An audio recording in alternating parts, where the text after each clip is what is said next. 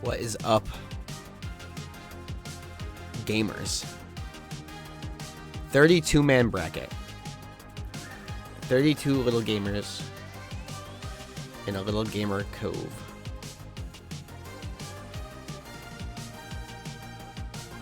We've got a lot of people up here ready to go. Make sure to check in, everybody. 10 minutes. Big ass bracket. And we've got our first matchup here ready to go.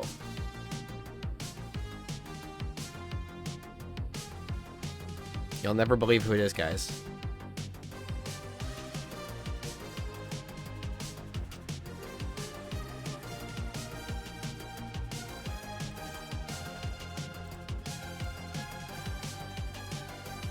It's D-Gen Khaled versus CPWMA. And that's right, they are using the legendary Reptar. Yes, metal arms. Metal arms indeed.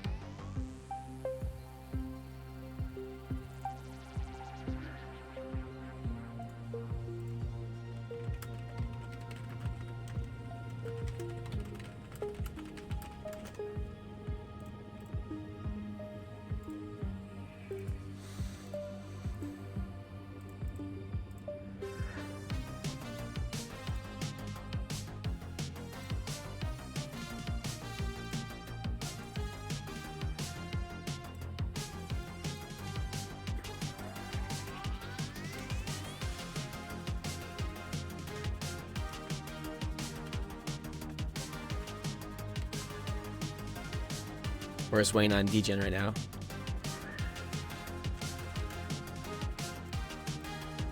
Here he is.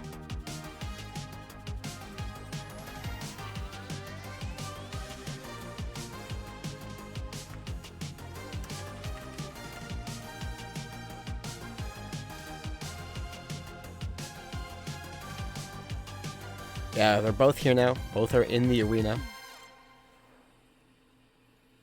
It's been a while for CPWMA, Captain Planet. Most recent brackets were Streets of Chuck 20. 9th. The post-Christmas Wombology, where they placed 7th out of 62, man.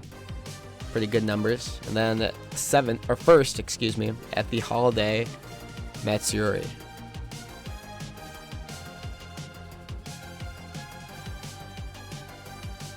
Sup, Sunpack. On the other hand, Degen has had quite a run of Dutchmans recently. Looks like almost everybody's checked in here.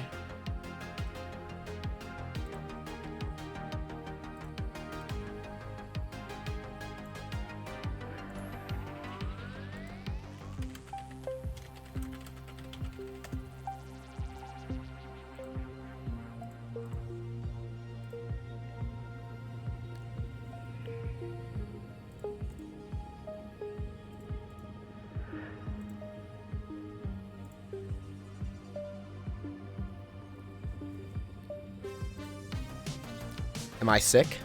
I'm pretty awesome, yes.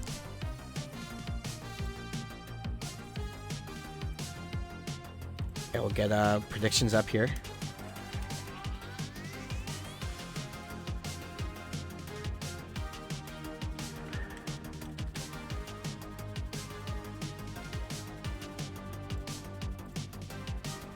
The brackets. Hello.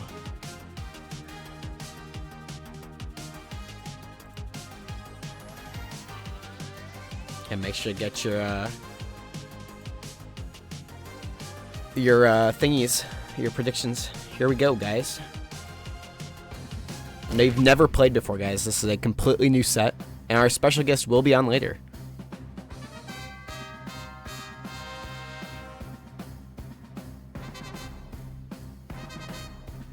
Here we go, chat.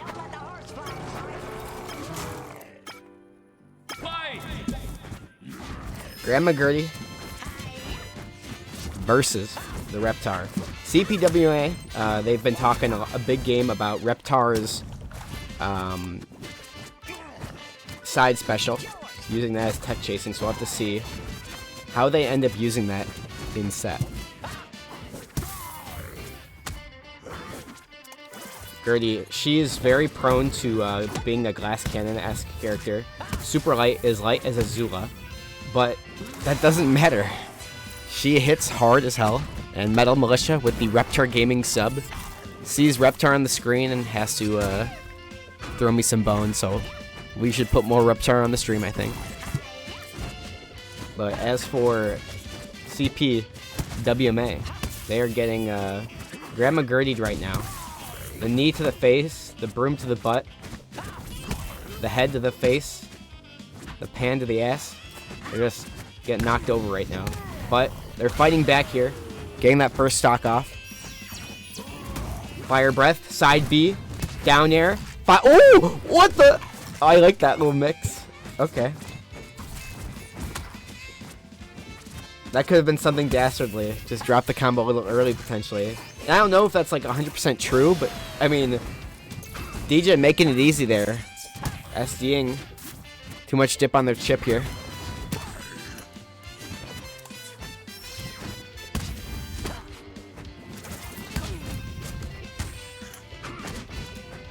CPWMA went from behind to pretty strongly in the lead now, especially for a situation where Gertie has that combo game, but you're just kind of getting flooded now by these stray hits and these strong, like, 1-2 hit combos. Nice. Getting that stock off for Degen.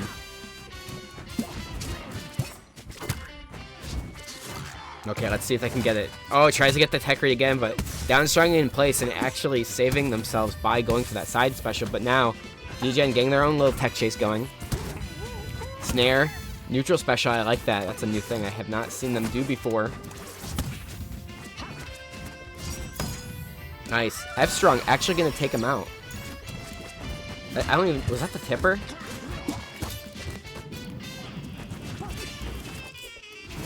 I mean, Reptar's so big, honestly. I wouldn't be surprised if he just gets hit by that.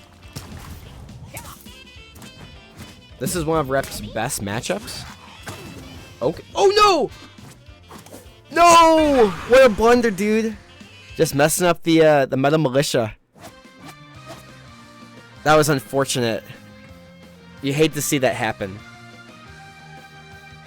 That was like a game winner right there.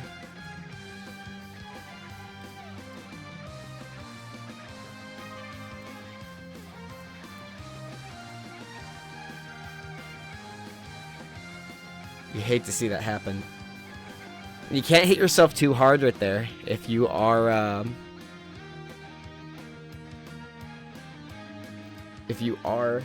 CPWMA. It's always frustrating if that happens, but you just gotta be like, all right, you know what? Maybe a little bit of stream nerves, a little bit, you know, whatever. First tournament back, and you're not doing too bad versus somebody who routinely does like top 8, top 6-ish, you know. So we'll have to see what they can do here to continue. I think CPWMA, they probably could do it. Like, they're not really doing anything that's causing them to, like, get bodied, you know? It's not like they're doing nothing. It's just literally that they just messed up their last stock.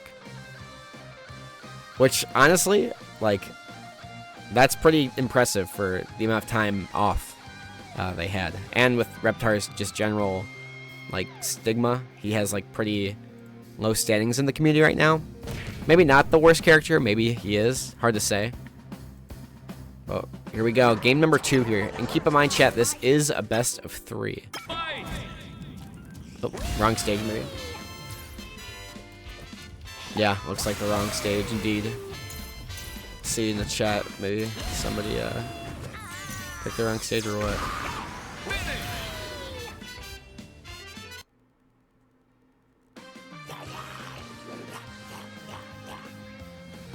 Oh, I think they just didn't read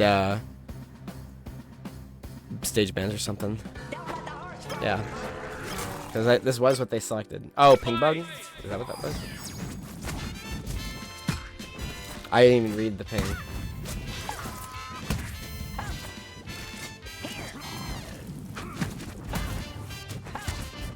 It's always like, yeah, makes sense. Oh, that was smart. Okay, the Nair 1. I love this. This tech chasing goes crazy. Hold on. Hold on. Dude, that was insane usage of Nair 1. That's like my wet dream of Nair 1. Like, I wish I could use Nair 1 like that, dude.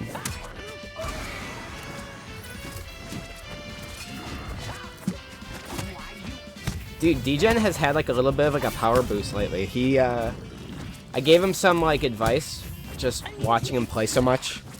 And I just told him, I was like, you're confident, and I can tell when you're scared because he has a very big tell.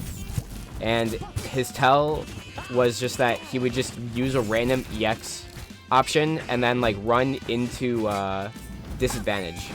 Like, he literally would just be like, alright, I have stage control center stage, and you're in the corner. I'm gonna EX and then run right at you, or, like, do a movement option towards you, and then, like, fall off the stage, or, like, just completely whiff a very telegraphed option, you know? And then you lose your burst, or you lose, like, slime that could have been used on an actual combo, or a slime dash kill, you know? And then he just, like, gets, like, SD'd or whatever. I'm like, when you're scared, dude, just, like, keep doing whatever you're doing that's winning. Or just do nothing that time. Like, just hold your ground, man. And now that he's doing that, like, I've seen it in a couple matches post that advice. I think this is the first tournament I've seen him in since that, because I think that was only like 2 weeks ago. But just look at this. Reverse bear. CP trying to stay alive here. Nice, reverse bear. Snare, okay. Tying it up here. Captain Planet trying to get some motion going here. Oh, the bees.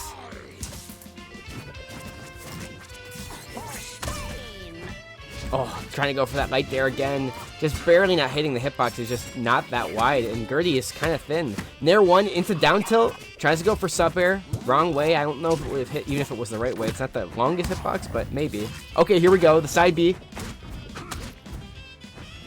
Honestly, this... Oh. That's tough. Yeah, that's gonna do it for that stock. Captain Planet getting pieced up here. But this time, does have 3 bars, so not going to lose burst, but definitely overextended there is Degen. Bursting there, but now going to die, losing their burst early. This might be one of those panic options that I was talking about. We'll see, does grab the fly swatter, but kind of getting swatted himself. I like that reverse nair. Always a good little option there. Okay. Okay. Oh. This is a do or die for Captain Planet right now. Nice parry. That might be the literal make or break moment for this set. That's gonna do it. Captain Planet gonna lose 2-0 to Mr. Degen himself.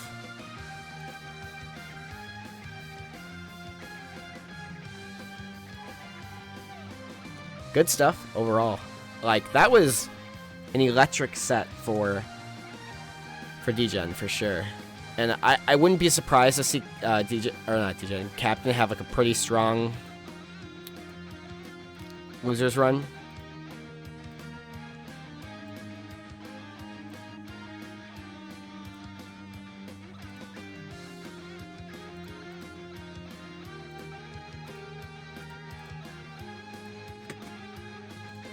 But we're going to move on to our next set here.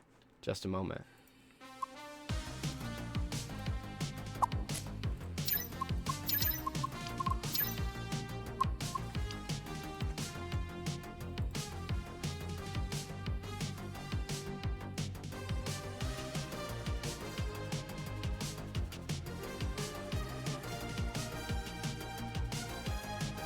Yeah, we've got some new gamers on the scene.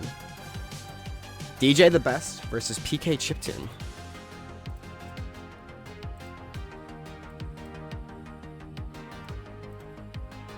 Chiptune doing quite well, but we haven't seen them in a couple weeks. They kind of taught Fiction everything they needed them to know, and then they let Mr. Fiction take the wheel. Fiction doing quite well himself, but is not in this bracket. So, in terms of the skilled core players, this is who we've got this week.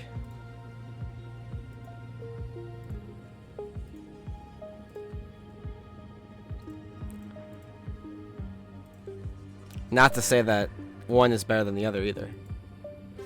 Dude, Captain, you were doing so good. It's just that one little flub at the end, it was unfortunate. I think you'll have a fine loser's run, dude. Don't even stress it.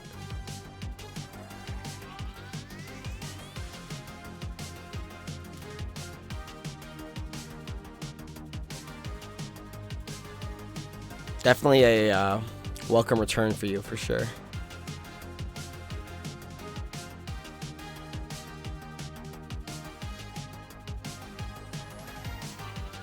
Fumblynn, also on the losers end of it. Who did they lose to? Pokepen also. Did they DQ or did they lose? Who did they have first round?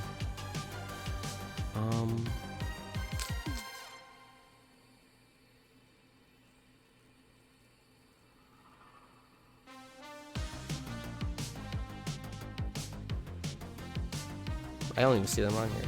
Anyways. We're in.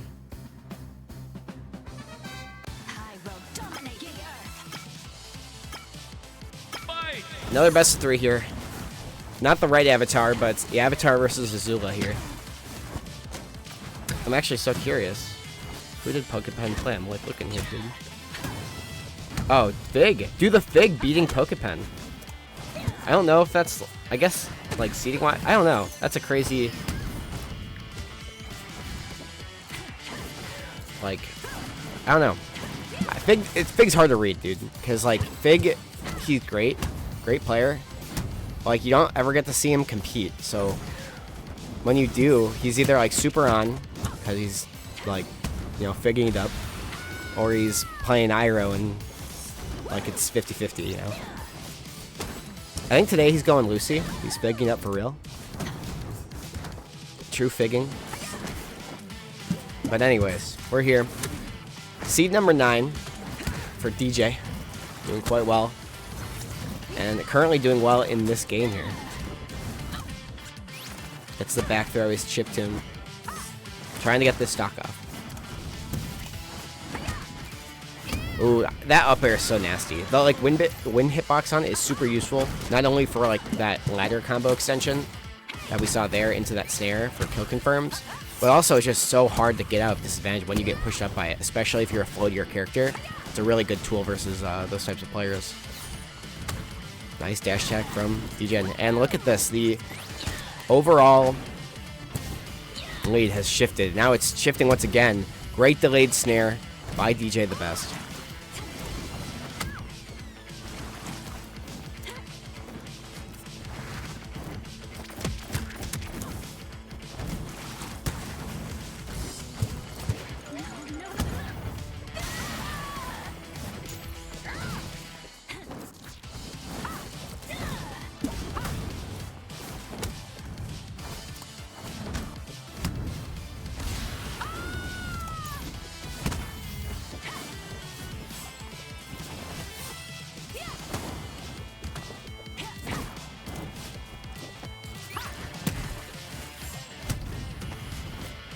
Uh-oh.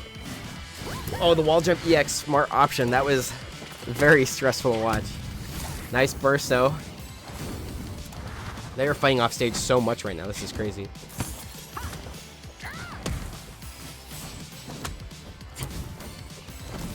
Oh, Toast saying their internet servers are not doing well. Yeah, I was experiencing that. I just reloaded my game. But I had that happen to me like a little bit before bracket, and then I restarted it. Report your set. I got you.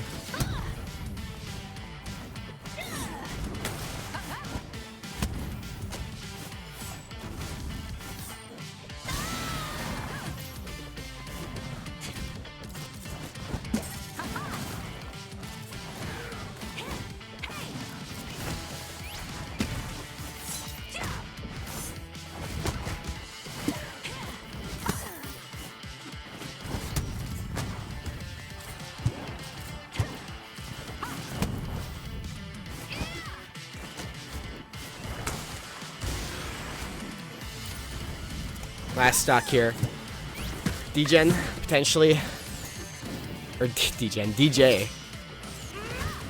Yeah, that's it. Nice up strong from Korra.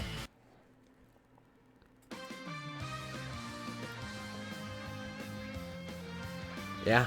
They, chiptune, though, in terms of their past set history, won the most recent one, it looks like.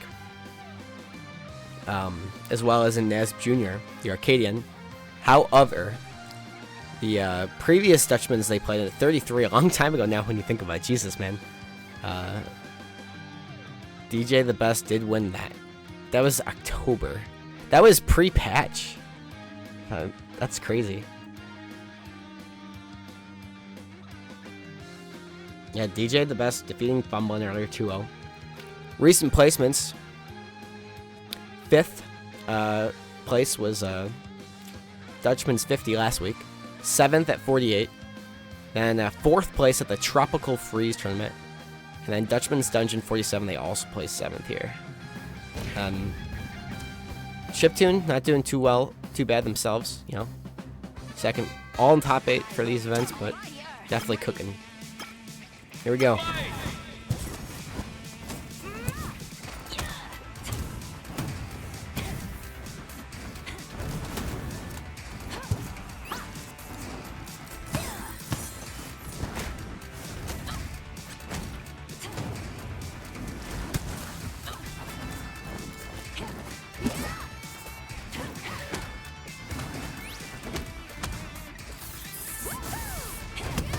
Oh, nice. Using that slow rising side special.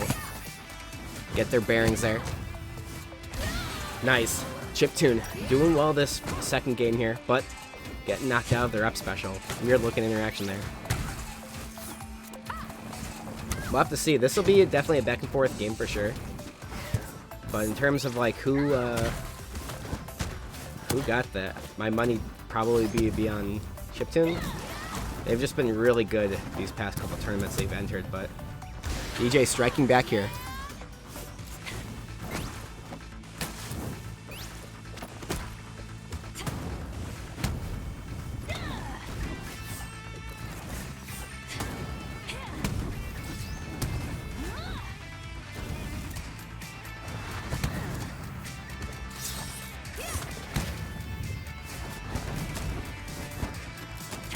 Oh, trading.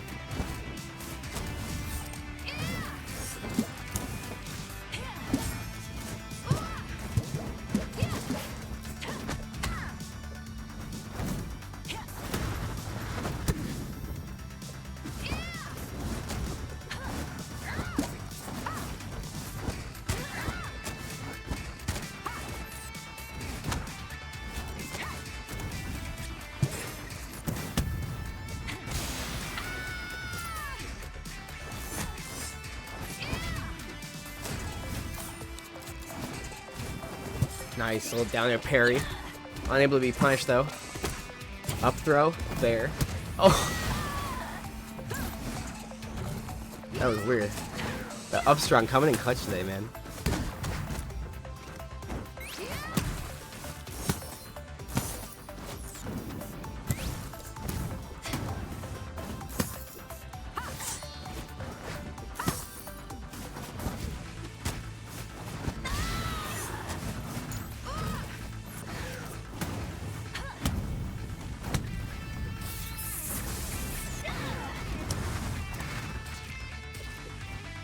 Okay.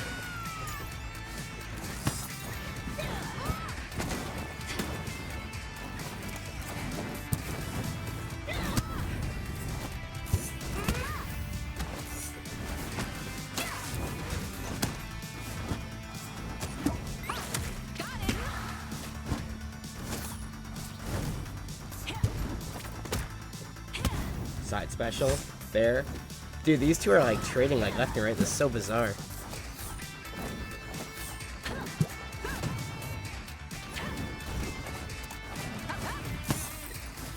Oh, the reverse hit. Doesn't get anything off of it.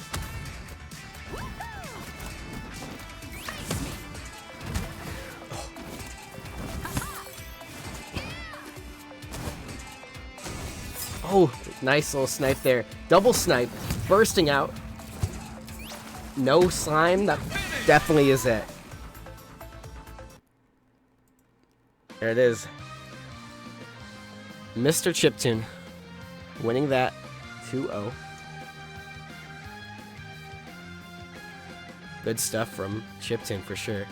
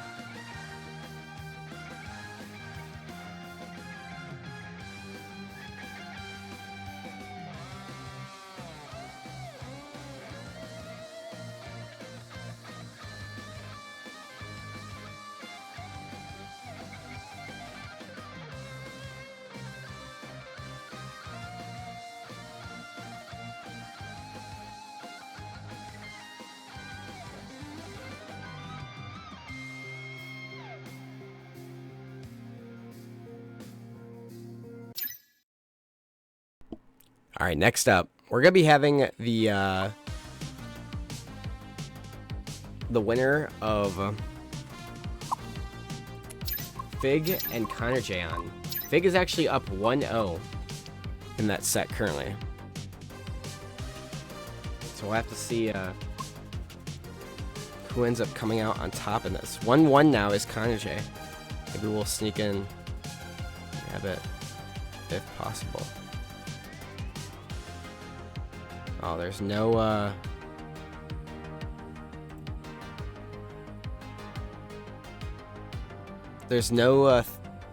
thing in the thing. Nope, thingy. So we're gonna have to wait, chat. Who do we think is gonna win it? Jerry, did Miity DQ? You actually checked him in? Oh, I imagine if he probably did DQ. He didn't tell me, but he didn't check in for his first one.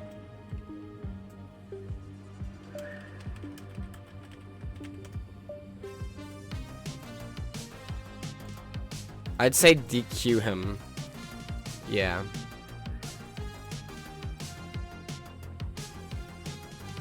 I just assumed he checked in, because and then you just let his thing run for losers, I guess, and if he shows up in the next 10 minutes, then he can play his losers run, but no reason to hold back the bracket.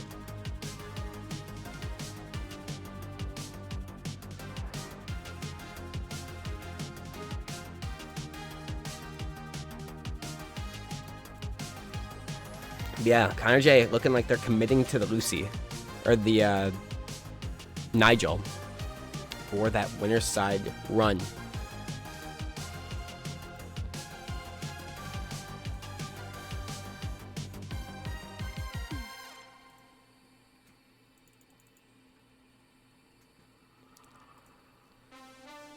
Yeah, nothing just yet. Yeah, in terms of the special guests, by the way, they'll be on a little bit.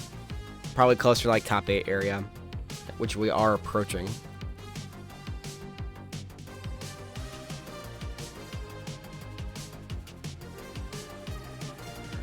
PugX is also up 1-0 on Sansa.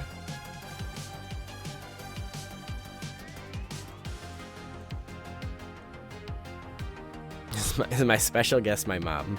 No, it's not my mom.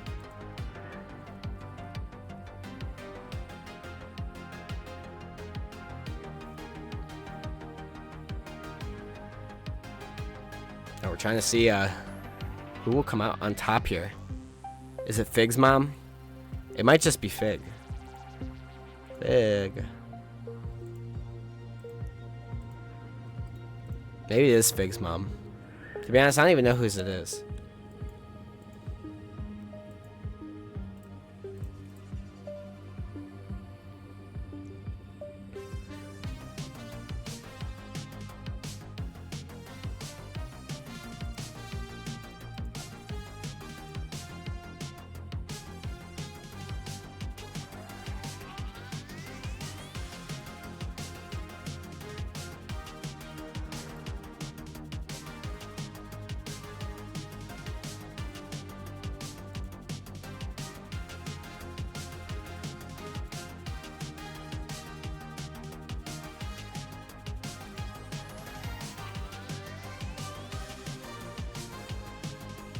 Yeah, guys, just chillax.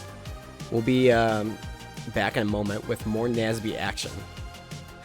So just chill. We're waiting for the winner, so it'll be like another minute or so, I'm guessing. Match, I think, already started, so we'll be right back in a second.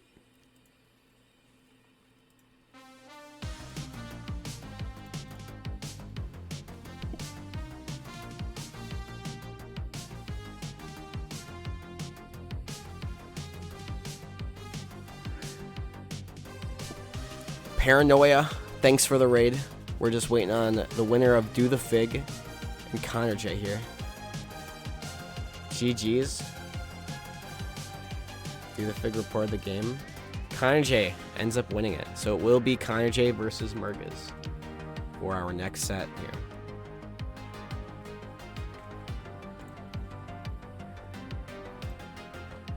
Connor J is playing the Nigel, which is crazy to say. But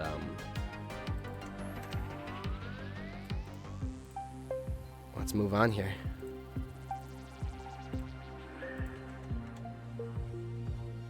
No, he is not playing the Garfield. It is the Nigel.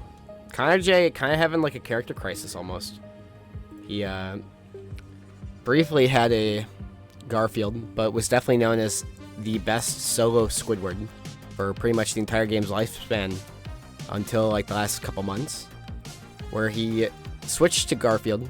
Been practicing him, has secondary as him for a while, but wanted to commit hard, and now he's kind of fully locked into Nigel. It seems more of a recent development for sure, but he is very committed to Nigel. So let's get this prediction rolling here.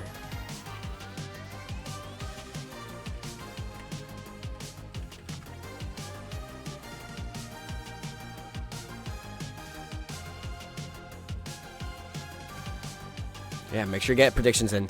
Both these players, by the way, have been doing quite well when they do enter. Mergas has been doing especially well recently, so he's definitely a good pick. First, and second, dude. Second, Dutchman's Dungeons 50, literally last week. First in the King of Fry Cooks. First in Frosty Freezy Fridays. First in Idiot Box 2. Then Connor J, on the other hand, has had his slip-ups, but hasn't done too badly himself. 25th, I think he DQ'd from that one, if I'm not mistaken. So not really a show of his best talents for sure, but I don't think that necessarily counts against him either. But first, at King of Fry Cooks 25, 5th at Dutchman's Dungeon 50, and second at King of Fry Cooks number 25, or 2. So definitely a toss-up. Merga's definitely the overdog, and Connor definitely the underdog. But we'll see how they do here.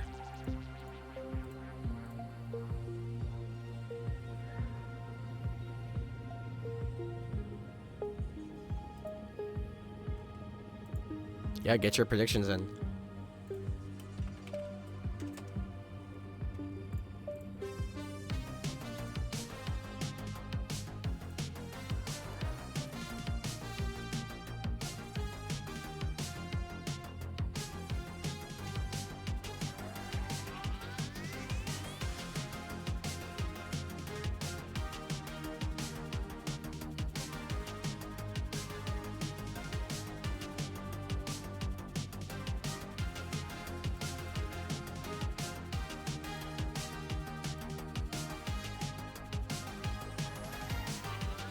Alright, looks like Mergas has arrived into the arena.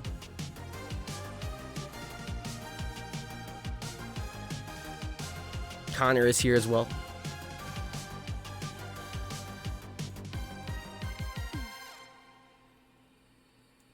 And they're getting ready to go right away. Here we go.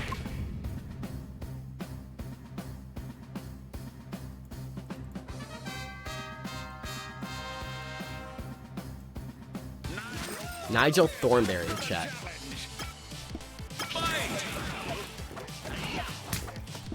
And Merga is definitely most known for his ability to use Norbert.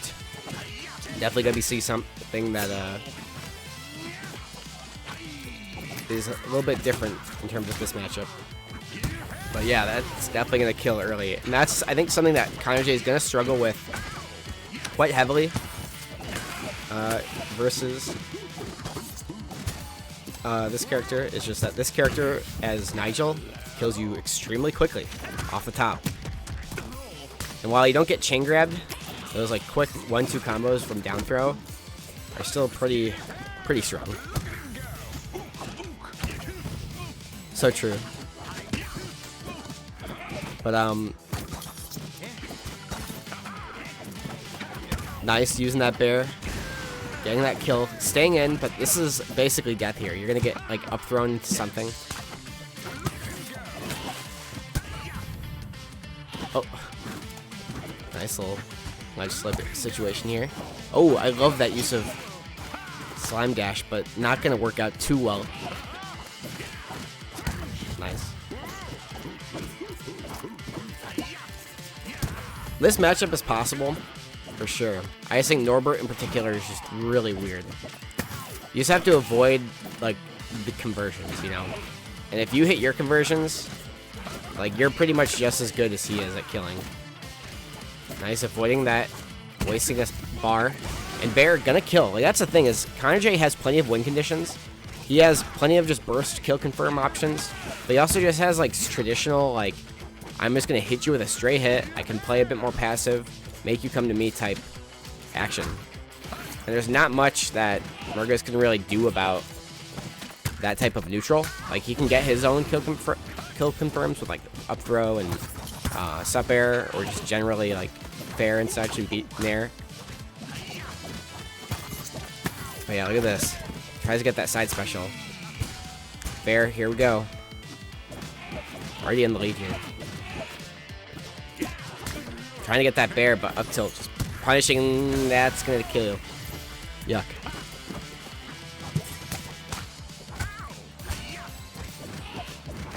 Oh boy.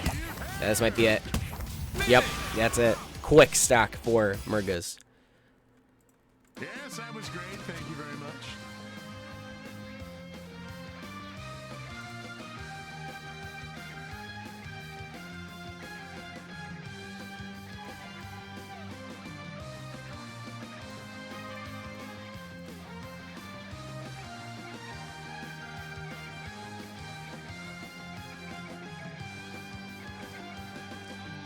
Definitely difficult, I think. But I think it's possible, for sure, for Mr. Kanajay. It's one of those things, like, we were talking about, it's just that he is a character that doesn't really have to deal with assists. He's so floaty. Dies extremely quickly off the top, but at the same time, does not, like, have trouble killing with his own straight hits. You just have to be, I think he's very much like a positioning character. He's a character that you're in the wrong space, the wrong time, you just die.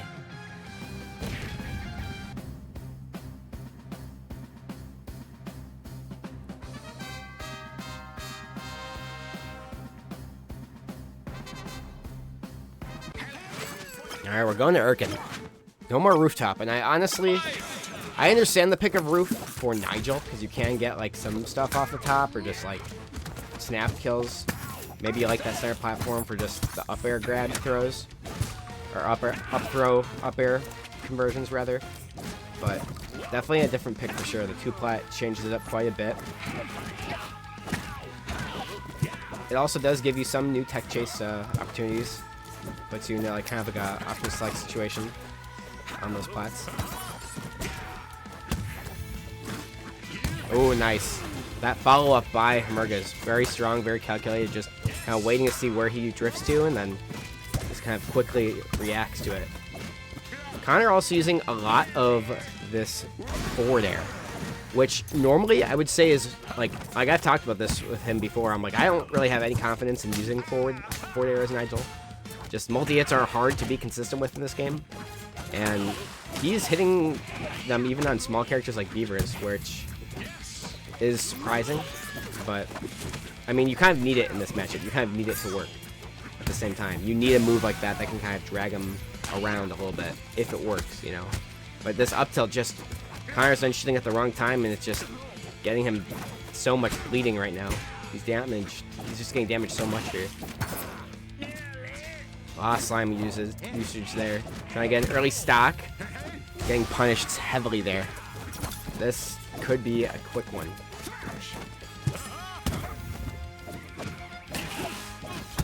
Oh! Nice. Slime dash up into the snap. You don't get to see that too often, but always hype when it happens.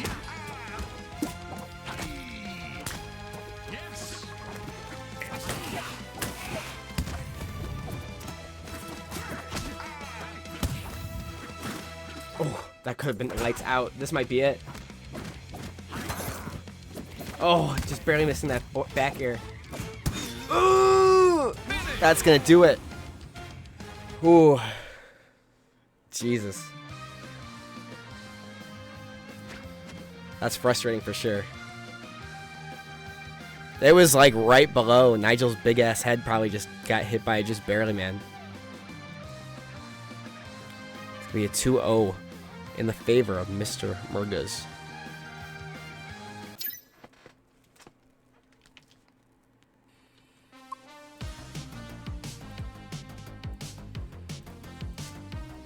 Yeah, it looks like in the bracket, Alphastone making it to our winners semifinal, and we're waiting on the winner of Pug and Happy Mia, who Happy actually is 1-1 right now with Pug.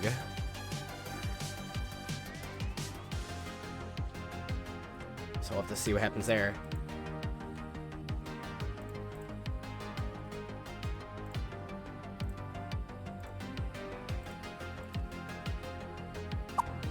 Yeah, we're gonna be getting our special guest up here.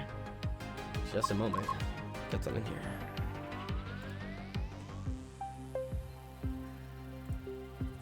Yo, what up? How is it going at Gamers? The matches I've watched so far have all looked like they've been pretty hot sets so far. I'm excited to see the rest of the bracket. Yeah, it's been electric so far, for sure. Been really awesome. And the turnout's awesome too. 32 people for Dutchman's. It's super hype. I was like, damn, maybe this is one of the ones I should have entered, but I figured yeah. I've been wanting to do a little bit more commentary recently, and I figured this would be a fun way to do a little bit more of that. So yeah, absolutely. Happy to be here. Absolutely. I remember just last week you were saying how you were getting enough entrants than usual, and now here we are with over 30. I know, it's so funny like how all this like kind of works.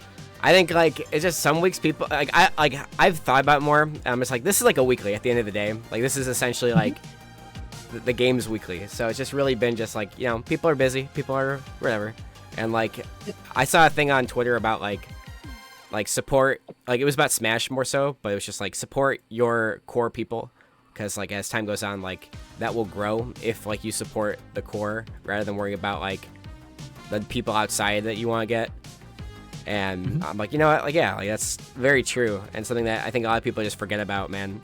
Like, but my overlay is not working at the moment to get your names up, so if you'd like, if you don't recognize your voice, feel free to do a little intro for yourself while we set up for this next set. Yeah, for sure. I can do a quick one here. For those of you who don't know my voice, I haven't talked a whole lot in the Nickelodeon community, but I'm Locus or Mason, either one's good. I've been doing commentary for a long while through, you know, Smash Bros and through Rivals and some other stuff. So happy to hop on and get a little bit more Nickelodeon specific commentary experience, because I'm usually seeing this game through the realm of DAG, and that's about it. So yeah, excited. And I'm Dilly. You guys probably know me already. I commentate most every week. I'm also a Beaverman. Well, you know, actually, if you want to know more about our players, you should check out the player directory, which is a new project that I've started this week. I'll put it in chat if you want to check it out. It's a little bit of a bio for most of our players. Obviously, I can't get to everyone in one night, but I did my best to get a lot of good ones and a lot of our more notable players in there first, and then we'll get to everybody eventually, I hope. No, this is super cool already. I hadn't actually seen this yet, but it's awesome just to have like a little bit of info about some of the community members, because sometimes I don't know where else to point people besides the Discord or yeah, so it's cool. It's really cool. Well, I was looking through PG stats, and I'm like, why don't we have something like this? So I'm like, well, I'll do it myself. So I did, and then yeah. Or like that's the kind of energy we need for the community, is people willing to just take stuff on and do it themselves. So thank you for that. I appreciate that. All right, looks like we're gonna get into winners semis here though. Alphastone versus Pug X is gonna be the set that's coming up. Definitely a hot set. Two of the best that we've got here in the community, the Azula and the Nigel. Starting on rooftop. I'm getting a few little desyncs there. Little teleport action.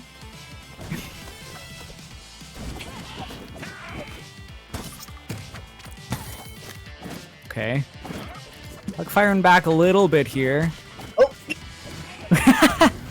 I'm sure the players aren't getting these little rollbacks. I'm sure that's just a little bit of a spectator. Nigel using spectator a bit of bug. Stay in power here for a second. No big deal. Yeah, we knew Nigel was powerful, but not that powerful. yes.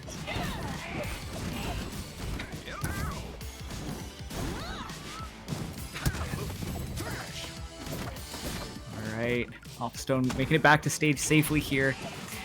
Hug definitely going to be wanting to abuse those off-stage situations with Azula, and Nigel's so good at punishing characters off-stage with all those jumps of his, and also, you know, the spikes he can go for with his little drill nose near the side of the stage.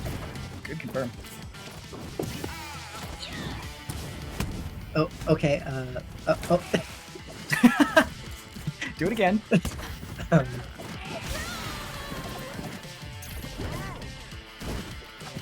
Okay, evening things out here. Oh, kind of an awkward situation off stage here. Alphastone does make it back. Slime cancel, so try and keep it safe.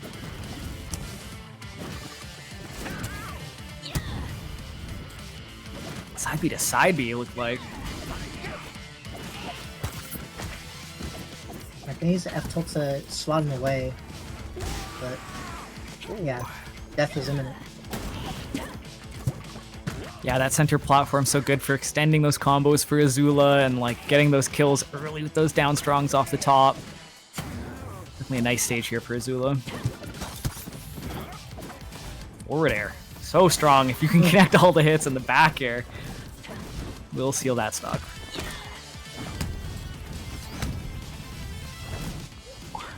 Couple down strongs. And Errant Fireball thought maybe it's going to need to burst there to live. Idle just heavy enough to stay alive. Not gonna live that one though.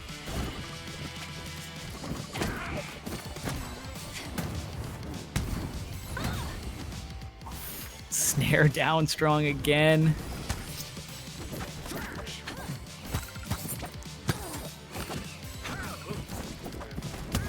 Hug looking for some openings, but not able to find too much off of these neutral interactions that he's winning. Getting little bits of damage, but not able to string together too much. Combo. Yeah, it looks like he's taking advantage of the lower blast zones of this stage, though, trying to get those earlier kills. One of them. We got some intel, excuse me. Anyway, oh, Okay, it's gonna need to burst. Oh. Okay, just up early. Run.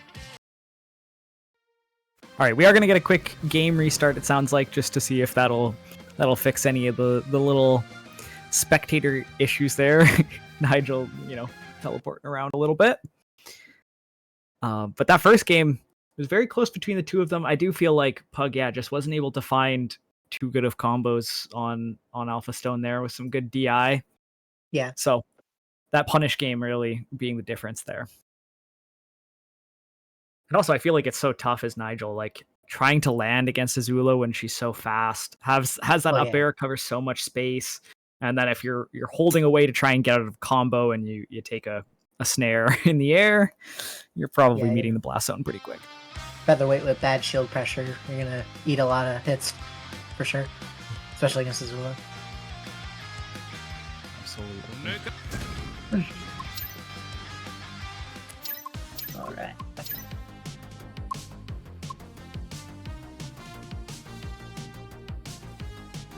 And I am happy to report that they said that they didn't experience any lag during that. So it just must be like a spectator side only thing, which is very good. I'm glad that they don't feel any sort of issues. Because I know in the past that was like a thing where if like something was wrong with like internet or like something, you could like experience something lag-wise or rollbacks. Yeah, with how bad it was looking desynced at some points, I was like, oh, hopefully they aren't still playing this out. Okay, Pug is turned into the white cube. There we go. I was gonna ask about that, maybe a mod thing. That's funny. But we are getting into game 2 here on food. A little bit more open. It's gonna be a little bit more neutral between these two players. That platform less likely to get involved. Not gonna spread too much propaganda on commentary, but the closest stage we have to FD in the current stage list. Definitely a fan. FD propaganda.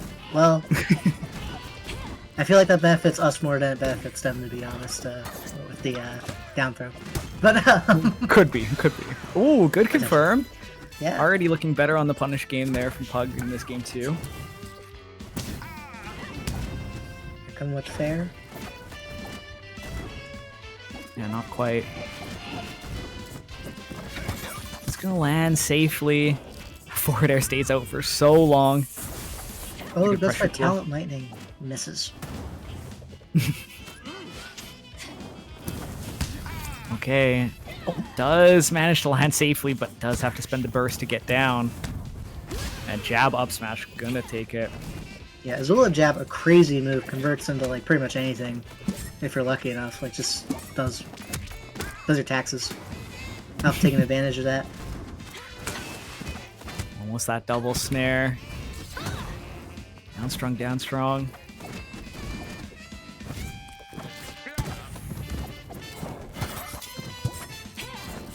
Okay, a little bit of pressure here from Pug. Some tech chases. Side B.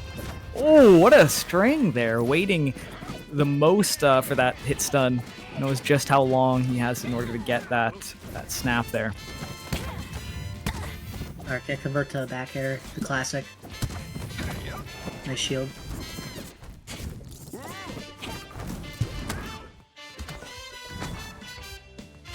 Okay, dash attack. Almost killing it, looked like. Yeah. Alright, Pug, very patient on these landings.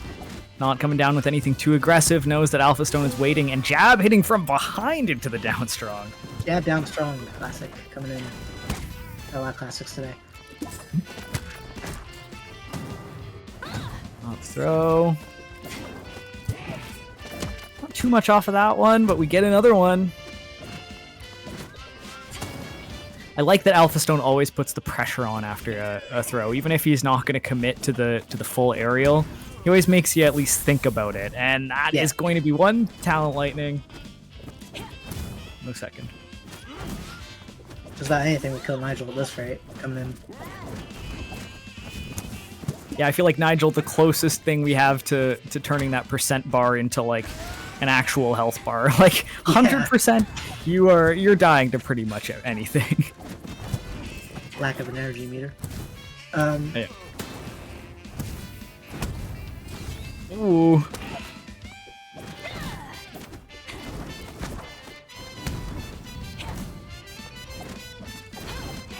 The stock has been all Alphastone so far. Just piecing together 1-2 hit combos. Damage racks up fast. He is taking a little bit of this moment to like kind of play with his food, like you saw that flashy combo. Didn't quite hit it, but he was very close. He's gonna go for his another snare, burst out. And Sucker's just gonna straight up kill, okay. That'll work. That'll take it. Alphastone 2-0 with the Azula. That's why he is Mr. Nasby at the moment. Indeed. Definitely very strong in neutral, good punish game. It's just hard to deal with him in neutral too. He's such a smart player. Knows how to wait for those openings to come up.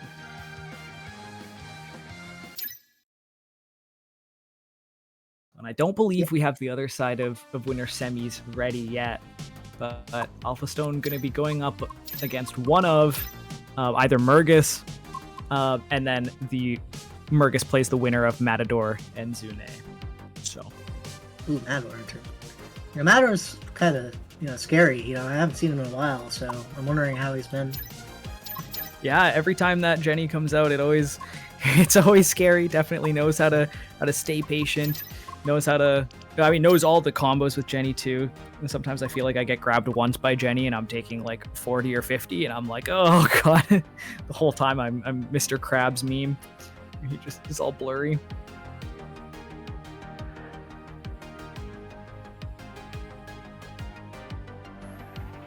But I'm excited to see who Alphastone will be going up against. Indeed.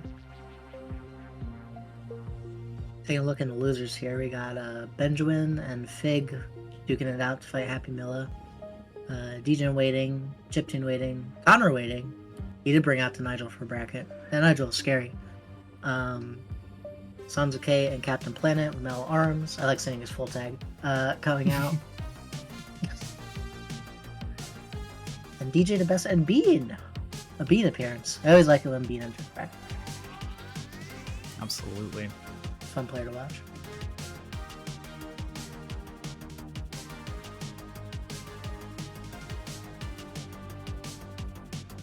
Yeah, I'm interested to see this Mergas set. Definitely might need to steal some stuff for the Yellow Beaver.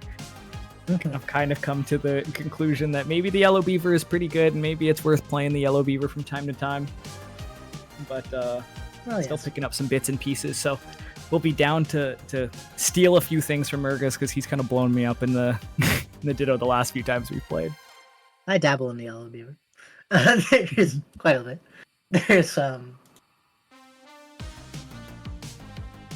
All right, and it is going to be Matador versus Mergas, so it's going to be Jenny versus Beavers. Now, I've mostly seen this matchup from the Dag side, just because that's what I'm used to playing against Matador. So I'll be curious to see more of that that Norb style. Should be able to deal with some of the projectiles from Jenny a little bit better, just kind of swatting them out of the air with the fairs. And should have a little bit easier of a time killing too. Feels like with Dag, sometimes you put her all the way off stage and she recovers from anywhere. So, from my experience with Norb specifically, neutral is harder, but killing is way easier on Jenny. So it's all punish game with this game. Yeah, and that sounds like it lines up too. Yeah, some of the Dag stuff definitely feels like, feels pretty stubby when Jenny's spacing with those giant back airs. And sometimes you get clipped by those projectiles. So, yeah, name of the game is punish game, like you said. I'm excited to see what Mergas can put together here. Oh.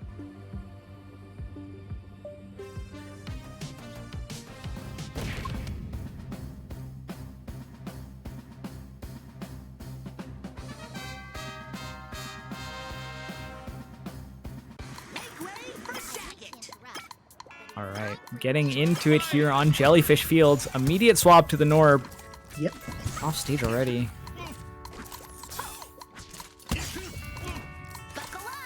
In the back air. Yeah, Matador already with the pressure. Loves sharking under those platforms with the up airs. Nair out of shield, definitely a good get off me tool here as well. Matador controlling the pace here in game one.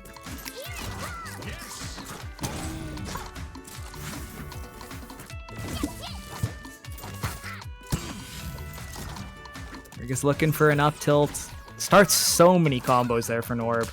Does find one, gets a couple hits. Too much. Yeah, I think this is a pretty good stage for Jenny in this matchup too, because she can just kind of hang out in the middle and not really get touched. If she sets up the wall, like, she can just jump into that back air and then kill you. It's just ridiculous. Yeah. I agree. I think it is about controlling that inner triangle. And so far, Matador has looked great at controlling that. Wow, good timing on the get up attack there. Okay.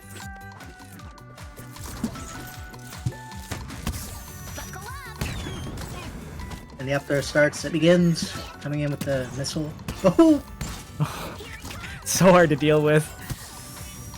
And the spike. Yep. Good Both Lord. Beavers having a little bit of a trouble when they get spiked. Combo. 24% off the start. Dash attack. Using a lot of this dash attack just to kind of whiff punish. And another spike here from Matador. Yeah, you're not making it back there as Norb. Bloodshed coming in right here. More dash attacks too. I'm loving the whiff punishes here. It's going to get about 38%. And Mergas unfortunately going a little bit too low. I'm not going to steal too much from that game, but I do believe in Mergas to pull it back. It looked like so much better control there out of Matador.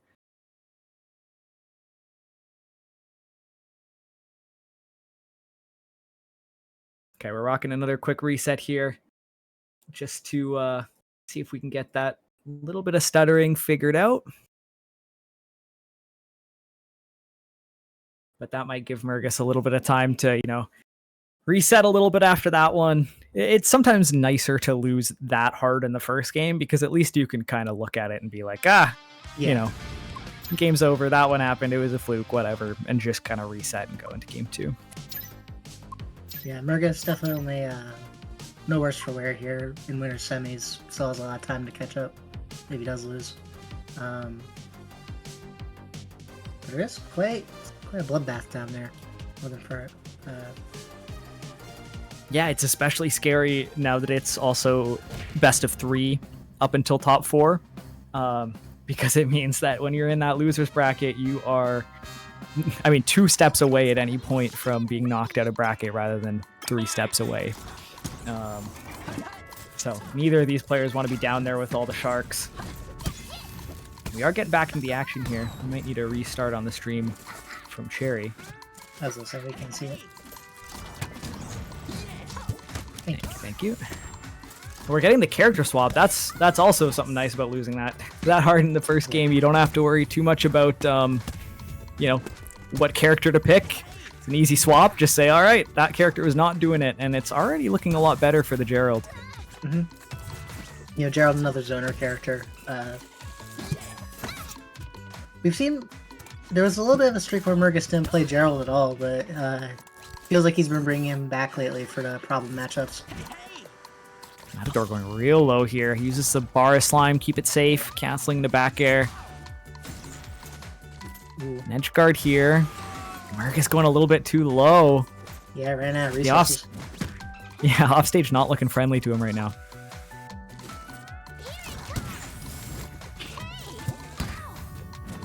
Alright. Near size Nicaragua coming in. Okay, a little bit of drag downs here. How do you get the kill here? Was that just down tilt? Or maybe that was still the dash attack. That was really interesting. I did not expect that to kill. Yeah. Okay, Mergas waiting for these dash attacks now.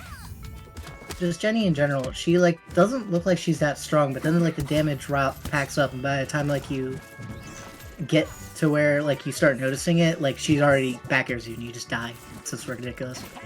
Yeah, I feel like half of her moves don't sound like they do any damage, and the other half sound like they hurt really, really, really bad, but they all do a pretty good amount of damage.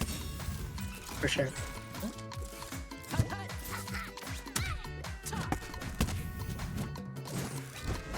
Okay, up strong, way up high, does not kill quite yet.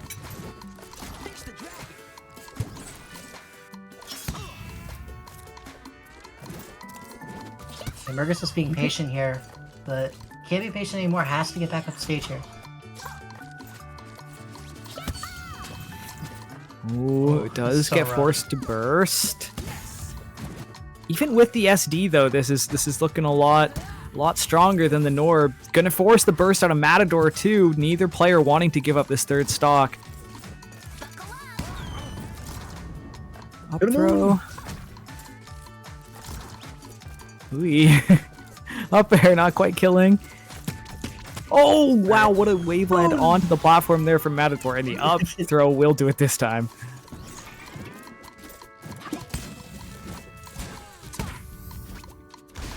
My nair's better. And some good nairs in this set. Indeed.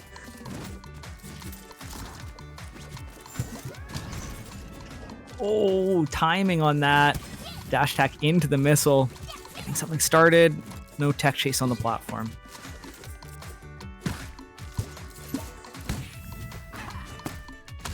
Bear out of shield. It's just suddenly Jenny's no longer on the ground in shield, and there's just this massive claw-looking thing in your face. Yeah. It's so scary.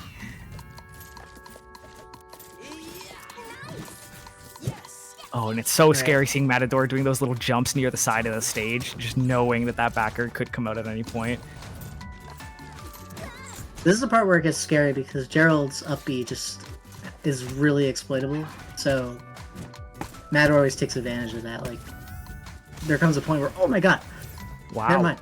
There comes a point where Gentleman into the upstrong. Yeah.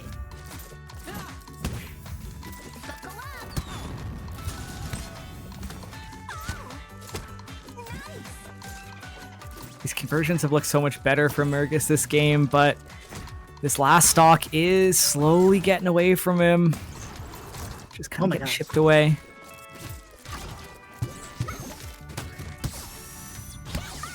The gentleman into the snare. That was diabolical. That was a really fast confirm too. Reacting to the DI on the up air. That's gonna be 2-0 for Matador.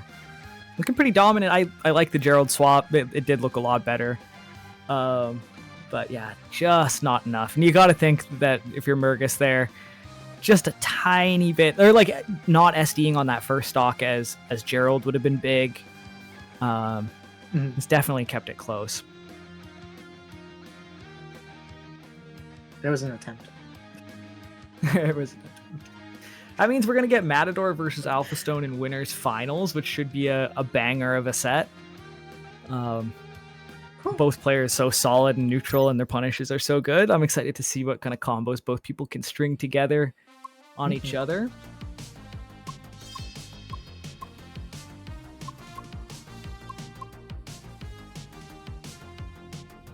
Losers just getting caught up a little bit as well. Looks like it's just getting close to finding our first losers top 8 qualifiers. See who can make it into the top 8 on the loser side. Connor J still kicking around in losers bracket there. I want to see more of the Connor J Beavers. Obviously, a little bit biased there, but it's cool to have a couple other people experimenting with some DAG stuff, because I felt like it was just me for a while. Yeah. Oh. Well, the thing about DAG is, like, most people assumed, like, he was just, like, not worth it. Like, obviously, you know, I use both of them, but I don't enter because I'm the TO. So it's like, you know, we didn't see a lot of DAG for a bit. But I think slowly more and more people are realizing that, yeah, Norb is stupid still, but, like, DAG is really useful for, like, neutral. And you can also just kill in general, too, if you know the confirms. Like, NATO still does NATO things, so it's, like, not that hard. Yeah, it does feel like you're a little bit more pressed to find those kills, but that's totally fine. I wouldn't want DAG to be able to kill like Norb can. Oh my god. If current DAG had Norb kill power as well, I don't even know if Danny could stop him. I mean, if current DAG had, like, his old mallet, like, that would be ridiculous. Yeah, that's true too. Old mallet was quite good. There's some new stuff that, I mean, there are definitely some characters that hate new mallet more than old mallet because they just get spiked twice and they die off stage. But you know, that's the game we play. That's honestly why I love this game, is because, you know, the punish game is so strong. You do get to break the rules with slime. Always keeps things high paced. It's a lot of fun. Very, very fun. I always keep coming back to this game because I'm like, well, I'm bored. I don't want to play Melee. I don't want to play Rivals 2. But I really want to play the Angry Beavers right now. So I go online and I play the Angry Beavers. I have fun. Yeah, I feel that this is Angry Beavers is a character design. Just super cool to have in a platform fighter. I'm going to try and use a little bit more of the tag stuff moving forward, just because, yeah, I mean, I feel like I'm only playing half the character right now, so. Oh. We got... Ooh. Whoa, Cherry. I've never seen this custom skin. Oh yeah, I made that one. That's super cool.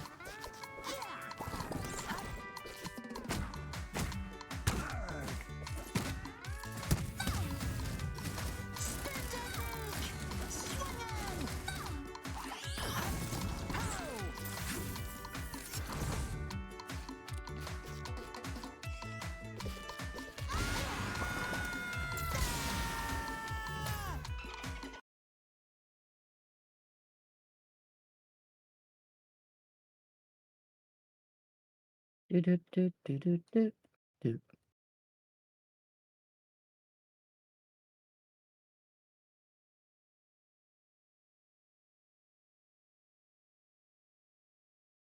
Boop, boop, boop.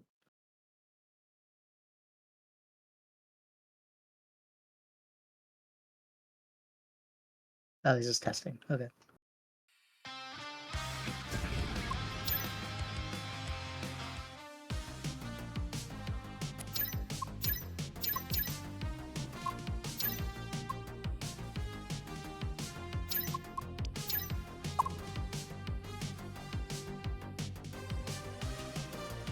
All right, looks like we're pretty close to getting into it here with winners finals between Matador and Alphastone. This is an interesting matchup. I feel like Azula has some pretty big hitboxes to deal with some of the projectiles and some of the spacing tools. Absolutely. So I'm curious if Alphastone might actually be able to play the Matador game of I'm gonna, keep you out. I'm not gonna let you get in or get any of your combos started. Because I feel like they do kind of play similar styles. They'll take as much as they can once they're in, but they do definitely kind of wait out their opponents a bit. Yeah. To me, this feels like, unstoppable force versus immovable object. Matador's wall is just crazy, but I think Alpha can get through it. Just gotta play the game a little bit. Absolutely.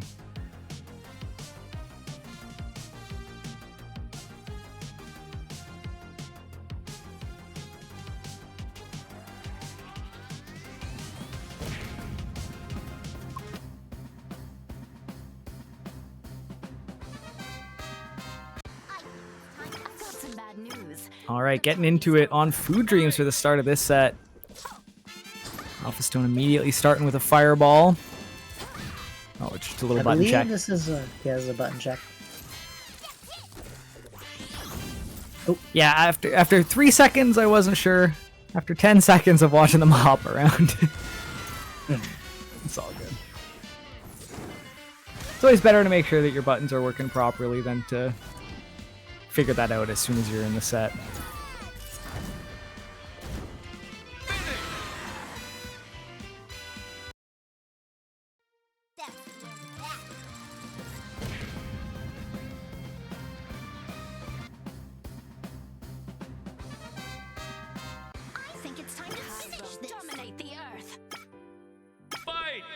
Okay, actually getting into it between the two of these players now.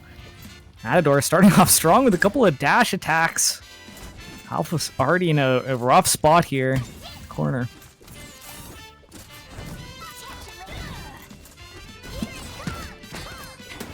Okay, getting an opening of his own here. Putting Matador in the corner, getting a couple of throws.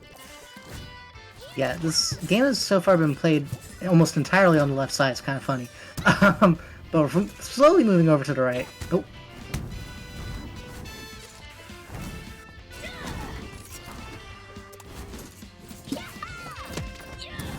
Okay, right, down throw. Oh, it really looked like that lightning might have hit there. It's very close. We are going to get the... I believe... Is that Azula's down air, that little kick? Yes, because the forward air is the little swipe. Ooh.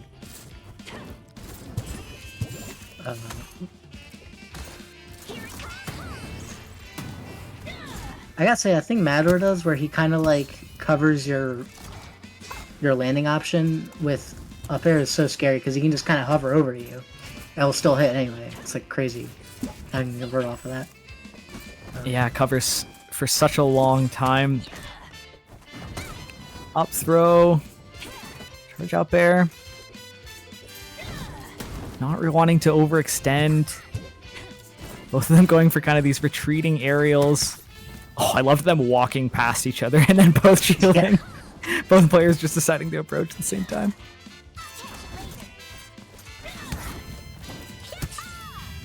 Back air. Yeah, such a rough angle. Matador gonna fire back.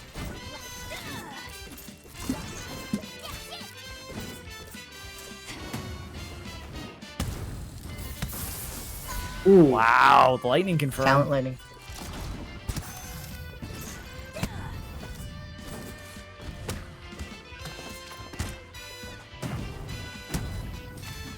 Okay, a couple up strongs in the air, tacking on some percent. Definitely not overextending, I think, is the name of the game here if you're Alphastone, and he's doing it so well.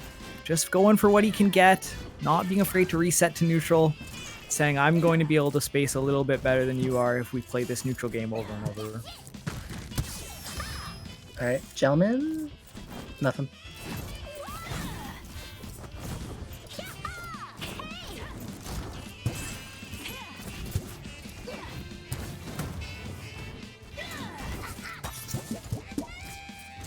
Ooh, that down air.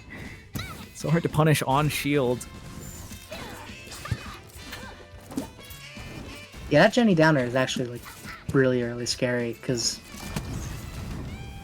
like it doesn't have a ton of landing line either, so Goodness. you can like instantly convert off of it. But Alpha doesn't seem to have a problem with it right now, just kind of trucking along with his lead. Oh, stayed calm and collected here. Gets a little bit of an opening. Scary off stage. Takes the 40%. Oh. Okay, back air. Oh my goodness, the pressure. Wow, it's been a long time since I've seen a shield break in this game, but yeah, that full charge F strong, absolutely gonna kill if you're Jenny.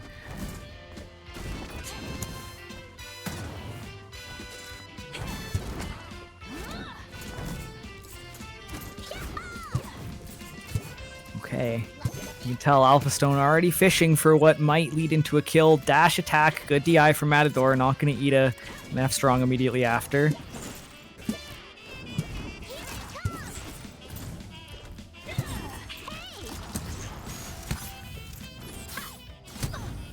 Avoids the spike.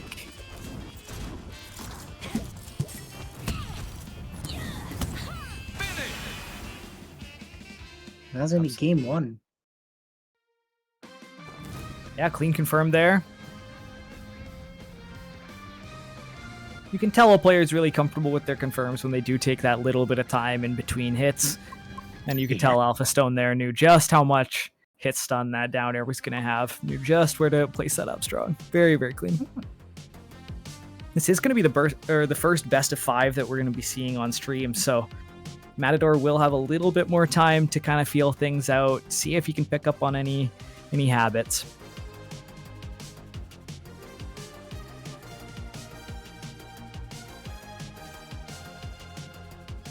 Alrighty.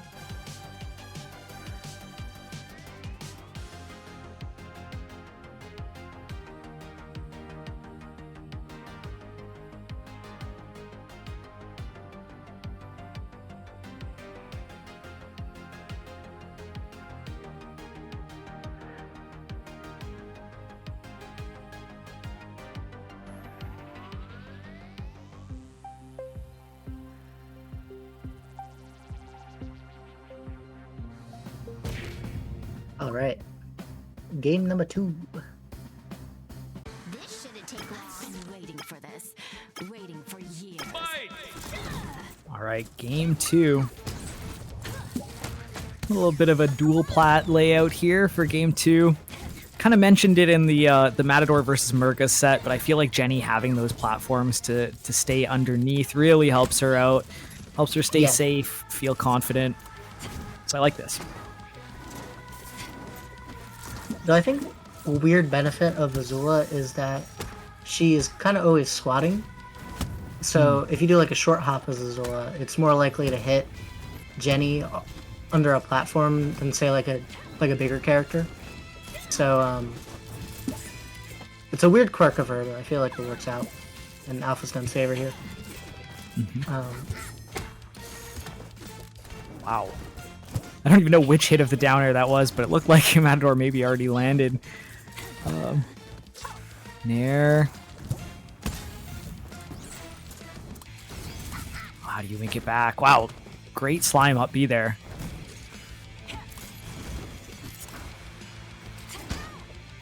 Ooh, nice catch.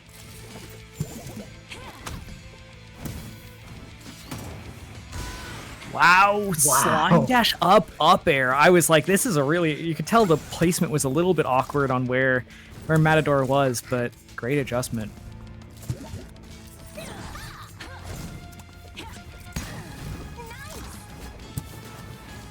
Ooh.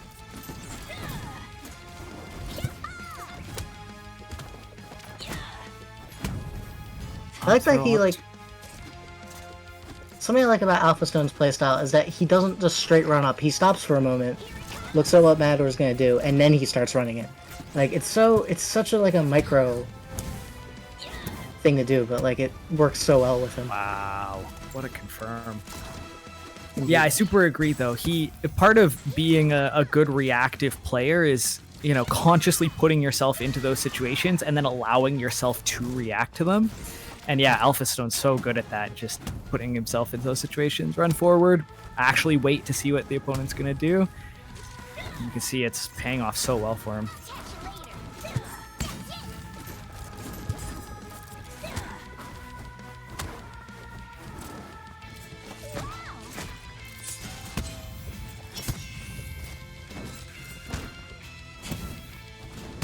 Nair fair into the snare. 3-hit combo. Matador on the last stock here in game 2.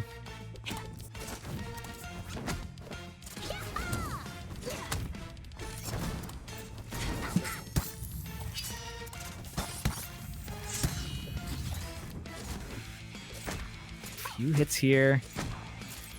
The hit stun on that up air. So strong here.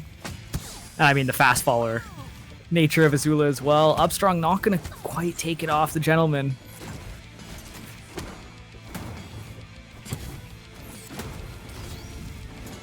Oh my god, he went for it. If that hit though. Yeah. Ooh, went for it. Yep, I'm gonna fire back here. I'm going a little bit too hard there, but you've got a couple stocks to play around with. Whoa. The deep spike attempt.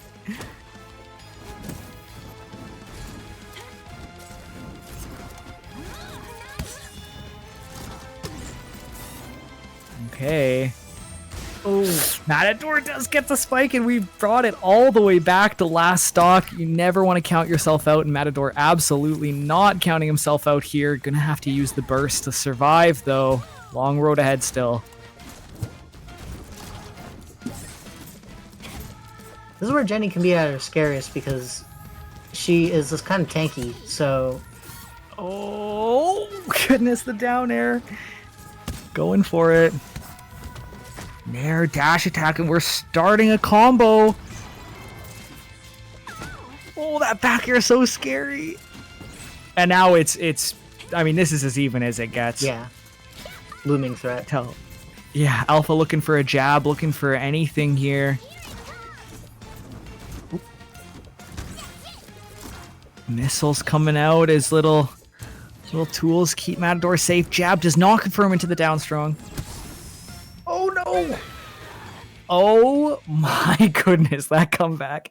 I will say I totally didn't believe in it when it was 3 Alphastone stocks to 1 Matador stock, but a couple overextensions from Alphastone and just some crazy neutral out of Matador. Holy. Yeah, it's well when Jenny's on last stock and just she can like tank so many hits, but you have to like find that window to like hit her because she like just is so she has so many moves that are just get off me. It's like Nair, bear, even forward air kind of like air. This won't take long. I think it's time to finish this. All right, starting on rooftop now. I mean, momentum absolutely with Matador here. Just made an epic comeback in game 2. Game 3. Already starting to tack a little bit on. Hiding under this platform.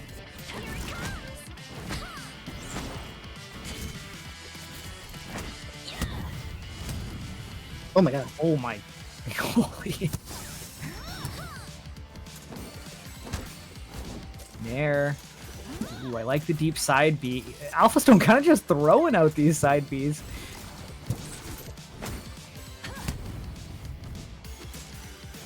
Almost kills, not quite though. I like that the umbrella also kind of protects from the fireballs from above. Yeah, It's so an goofy. all-purpose tool.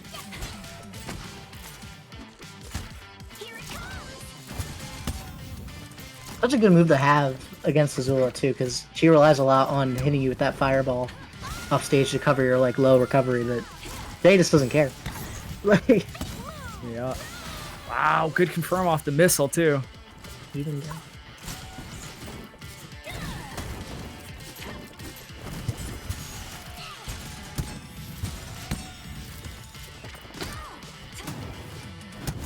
Up there, up strong, up strong.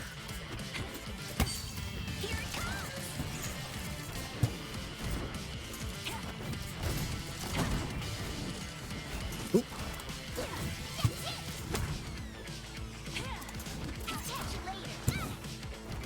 Like the regrabs on ledge there from Alphastone. It's one of the downsides of that Jenny recovery. If you're not going to ledge, it's really punishable.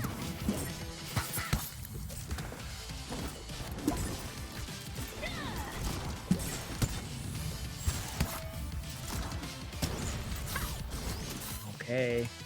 Wow. I like the aggressive option to come back to stage. Matador not quite ready to cover it, but is ready to cover that with the back air. Alright, getting a talent lightning in, back to even, pretty much.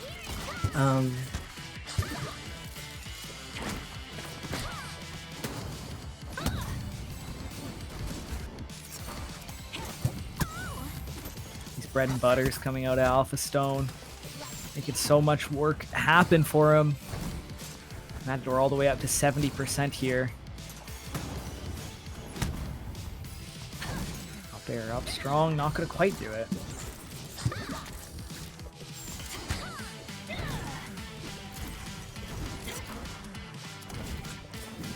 Wow. Ooh, managing to grab ledge there, actually.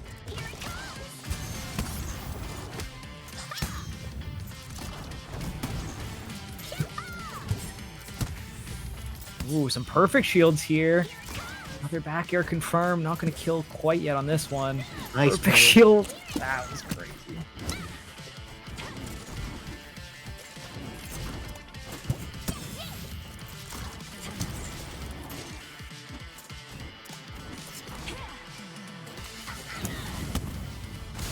Wow, Alright, gets really caught. good weight.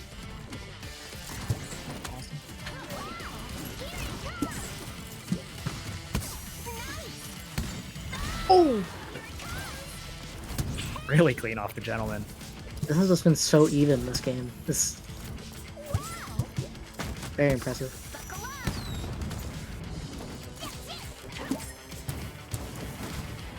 Right. Jabs here from Alphastone. Gonna get a decent amount of percent. Matador still on the edge of the stage here as well. We're gonna spend the meter, but we're not gonna hit the final snare. Alpha, a little bit of an awkward position here now. Oh, now completely out of bar. Matador pretty close to building that burst. May potentially have an extra opening, but does not. Alphastone sealing that off with the jab into the downstrong.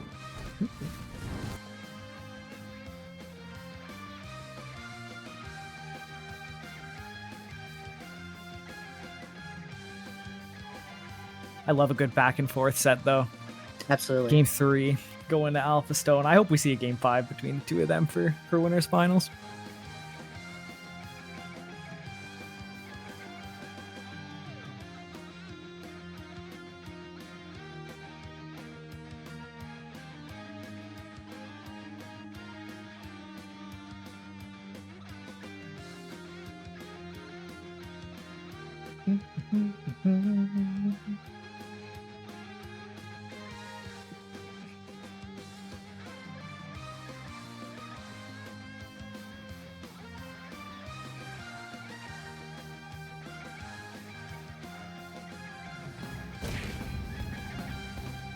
Alrighty. Game number 4. Got some bad news. The party's Cherry coming in with the stats too. Recent head-to-head is Matador favored.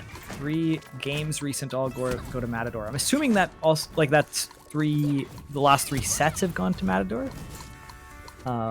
Which is super impressive, and I'm guessing Alpha wanting to make that that run back happen, then get one on the board for himself, especially being the first seed.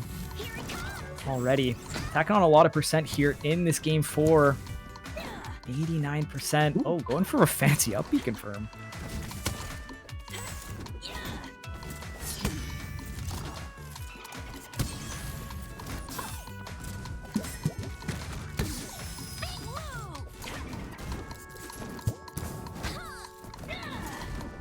Ooh, now this is a snare.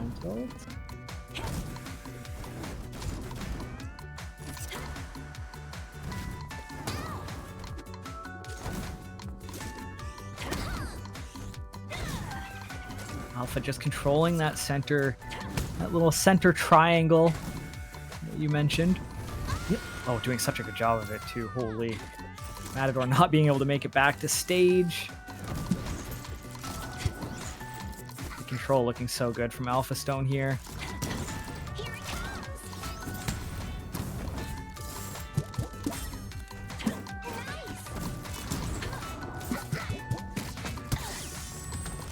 He's a gentleman. Nope.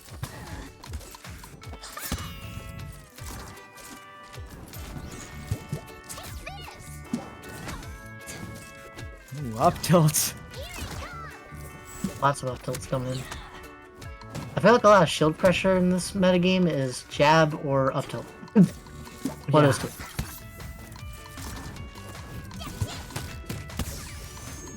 Okay, gentleman is looking for an edge guard. Alpha is gonna make it back to center stage though.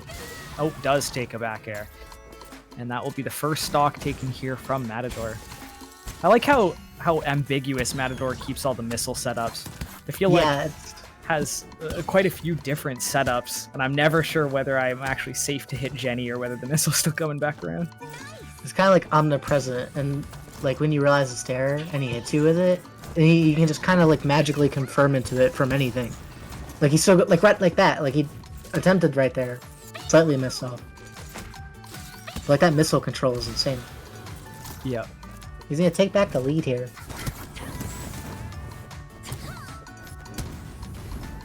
Right, fair into the snare. Gonna even that up. Matador not able to get too much of extra credit there. Right down to the wire.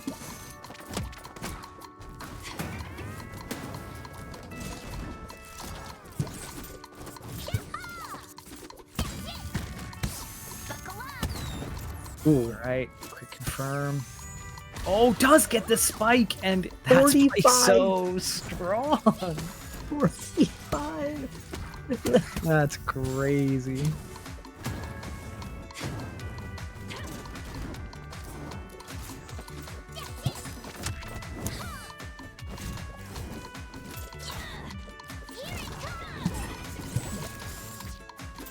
Okay, you can tell Alphastone trying to play so disciplined here, but it's already starting to slip away.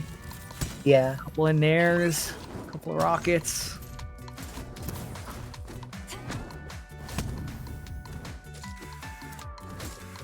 Could tell he was thinking about maybe a slime extension there, but it's so scary when you're out that far and you're down a stock.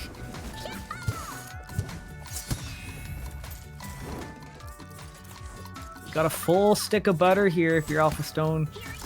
Curious what you're going to use all of that meter for. Gotta imagine one might be saved for a burst. You're going to make some mistake at some point.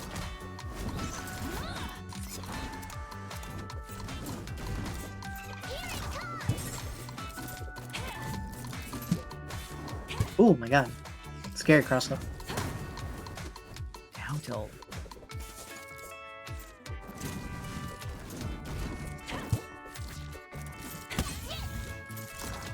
Okay, Alpha still not needing to spend that burst.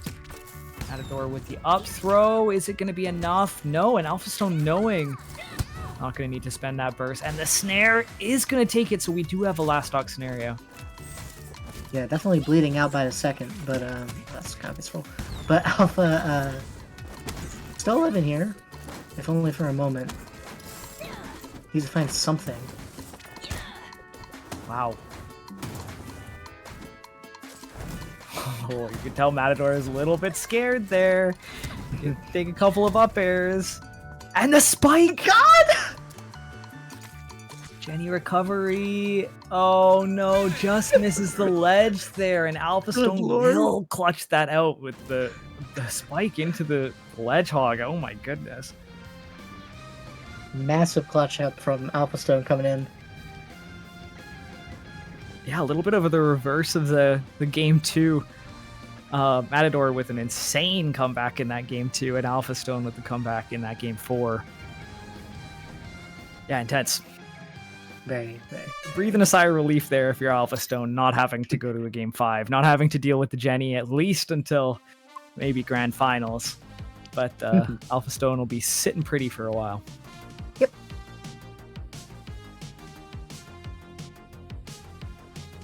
All right, I need to take a quick look at the losers bracket, see what we've been up to while that set's been going on. I think we're gonna get a Nigel Ditto. Connor J beating DJ to best on the fight Pug X. The Nigel Ditto matchup I don't know if I've ever seen. It'll be interesting. I feel like Nigel's punish game on Nigel can't actually be that good.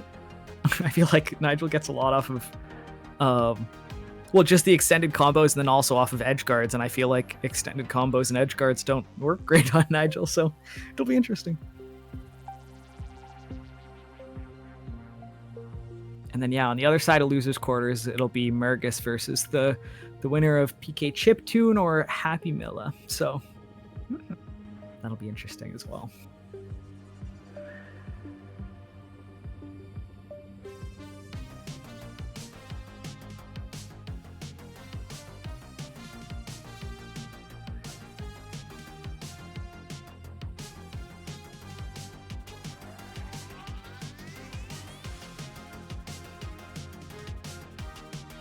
Feel like there'll be a lot of back air.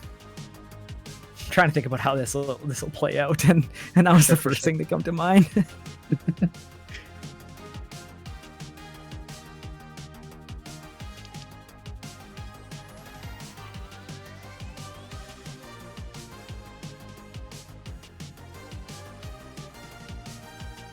They're trying to bargain with Cherry to play this match in Overwatch 1v1. I've casted Overwatch before. We could toss it up. Be a little bit harder to follow, but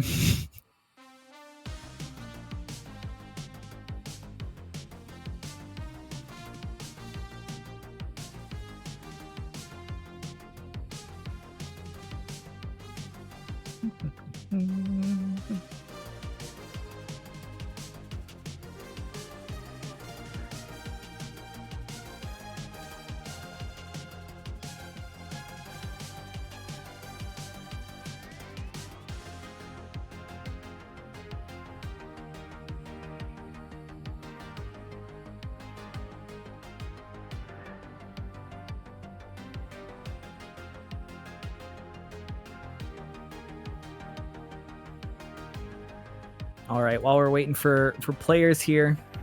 Yep. I do have something little to shill just while I'm on commentary. I do have coaching opened again now.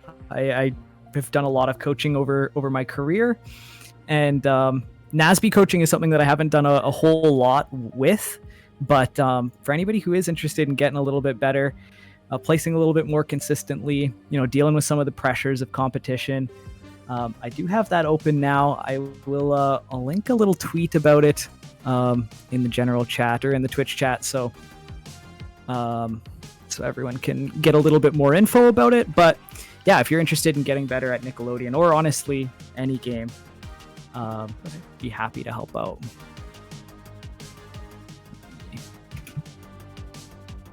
Post the link.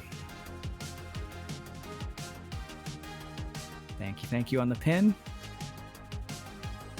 But yeah, I started coaching back in Smash 4, actually. There was a period of time in Smash 4 when mid-set coaching was legal.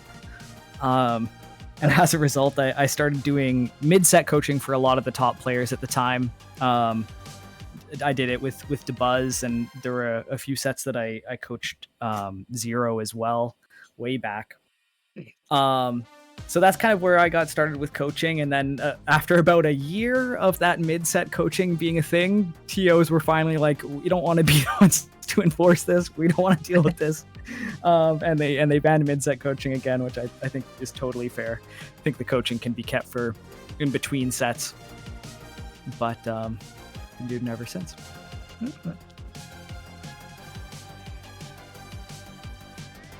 you believe that we're waiting for Pug here to hop on in? I'm excited to see what kind of things we'll come up with Double Nigel. Especially in a best of 3, I feel like that's scary. Nigel can take stocks away from anyone so quickly. I was watching earlier. He was killing Alphastone in friendlies at like 40%. It was ridiculous. I'm like, how? Holy. Like, he can just do that? That's ridiculous. But I guess he is the puff, so that makes sense.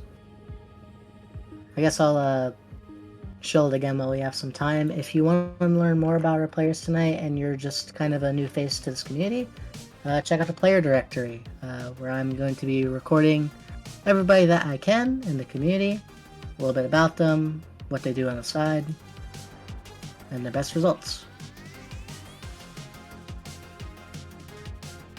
So if you want to learn more, check that out. Oh, he just had a browser source.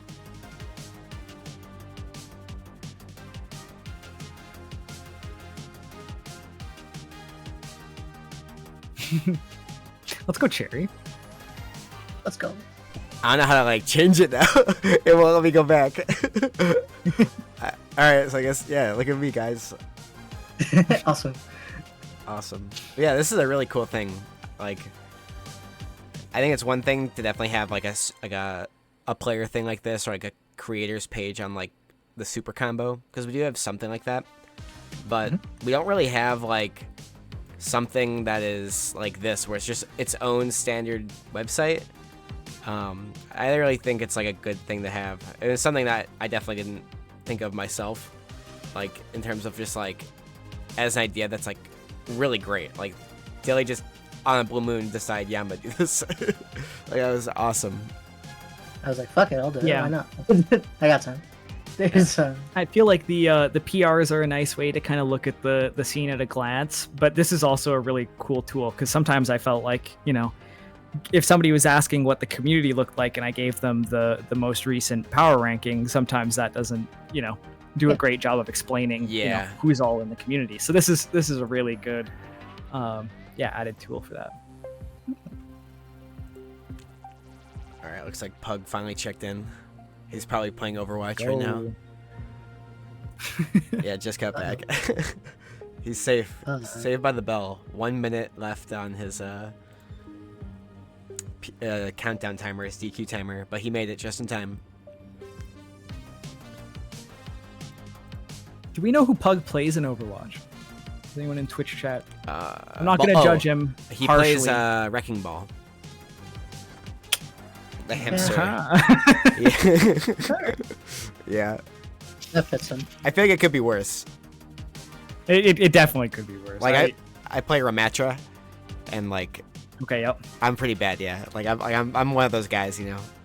Or like I'm a Mauga player when he was like really busted. Oh, I don't think I've played since Ramatra or whoever that most recent character you just named was. You would actually love Ramatra. Oh, really? He's literally just Angry Beavers.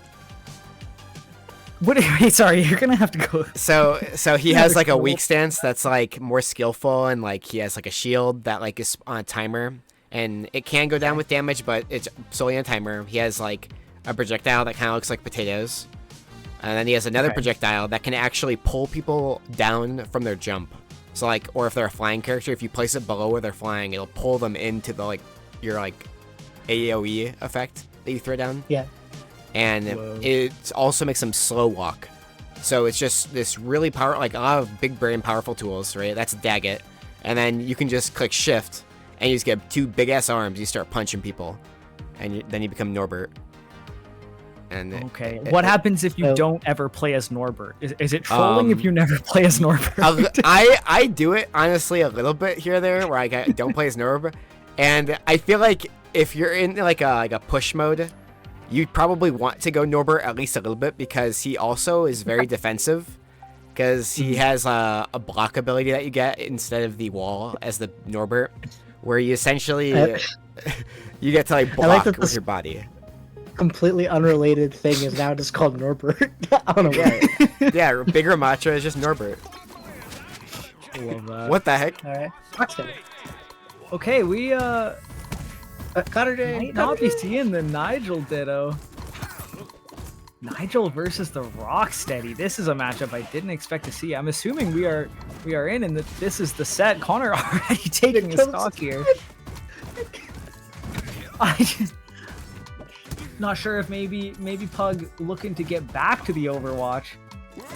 But this is the way to do so. Pick a heavy. I feel like this is the kind of character that Nigel should like to deal with. I guess maybe those projectiles a little bit harder for Nigel to deal with. Yeah, he has to be careful where he lands too, because still has the jumps. Nice dash. Okay, off stage. Yup, airs. Oh yeah, you can dodge one of them. Can't dodge many of them when you're as large as Rocksteady is. Oof, that forward tilt.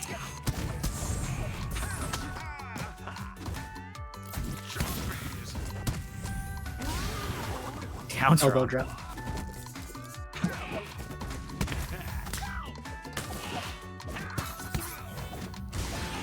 Wow, and forward air actually gonna kill there. I did not expect that to kill.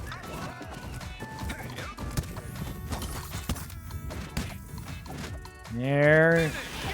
Oh, he's done. Yeah, and all good on that one. Maybe not feeling the. Whoa! Oh, Whoa! we're seeing the Rocksteady anyway on the victory What's happening screen. there? Got a little bit of an overlay there. Nigel looking very happy. Spinning. Hide the eyes. Hide your child. Hide your children. What is happening? Oh.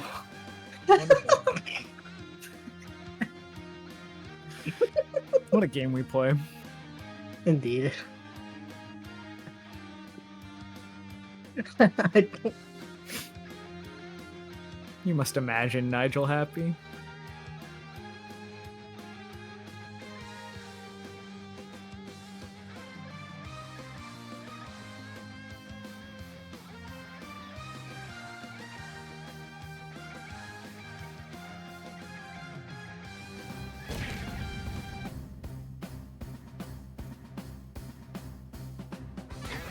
Alright, getting Nice into it. I believe this is game 2 now. We are getting the Ditto. This is what I expected to see.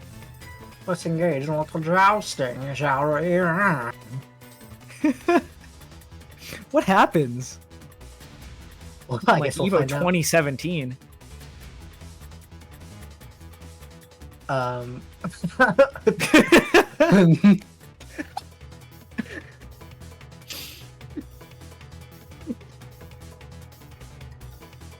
Does this bring you back? This does bring me back. And the craziest thing about that is like it was definitely a little bit of a meme, and it was definitely a little bit of like, but that matchup, the Bayo Ditto, was so awkward because you needed like 15 or 20% for any of your combos to be like true onto another Bayo. So it was actually like really bad if you got hit by those bullets. So both of them just sitting there and doing it. I don't know what the advantage here is. I'm thinking about it. Do we want to take bets on how this interaction is going to go? I think they're just gonna keep holding it until the timer runs out and nobody wins. What happens if we're tied at 0-0 when the time runs out? Is it a one stock That is a good question. rematch? Oh, Okay, we get action. They both. Okay. Oh, we might need a competitive ruling anyways because the AFK detection just disconnected Pug. Or Pug left. We're gonna GG in chat. Well, I'm assuming that was AFK detection because it happened right at the minute 30 mark. So whoever started their side B first there would be the first person I think to potentially get caught by that. I wanted to DQ since the tourney started, so might as well leave with that. All right, well, Pug, not gonna move forward then. Back to the Overwatch. Gets the one game of Rocksteady in and a good meme, I guess. And Connor saying, "I won the duel" in chat. I guess you did, buddy. All right. Well, that's one loser's quarters out of the way then. We do have Mergas and Chiptune in the other loser's quarters.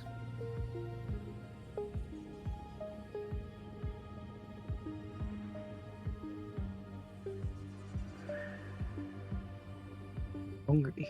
I'm assuming that's going to be a Korra Beaver set. Might see the Gerald. I like Beavers versus Korra. I think it's pretty solid. You get a lot of the good combos on Korra. You can sometimes edgeguard her pretty okay. Obviously she can blow you up pretty hard, but that's her thing too. Funnily enough, I think Fiction said that Korra washes the beavers pretty badly. I have heard this, yes. I'm in the middle on it. I think she's annoying, but I don't think it's like the worst thing in the world for me. Yeah, I think she has tools. I just don't know if I'd go quite as far as to say that she washes them. I think it's pretty close to even. I think she's definitely got the tools to deal with Dag especially. But I think Norb has a better time at just kind of keeping her a little bit at arm's distance. All right, we're gonna see. It's a mystery. Nobody.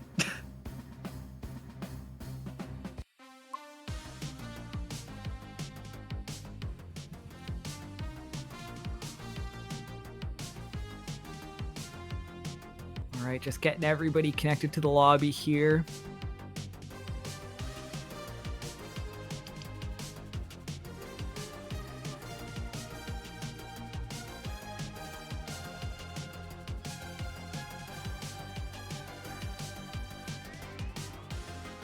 Back and forth between the two of these two players. Mergas taking the most recent set, but Chiptune taking a couple as well, pretty recently as well. I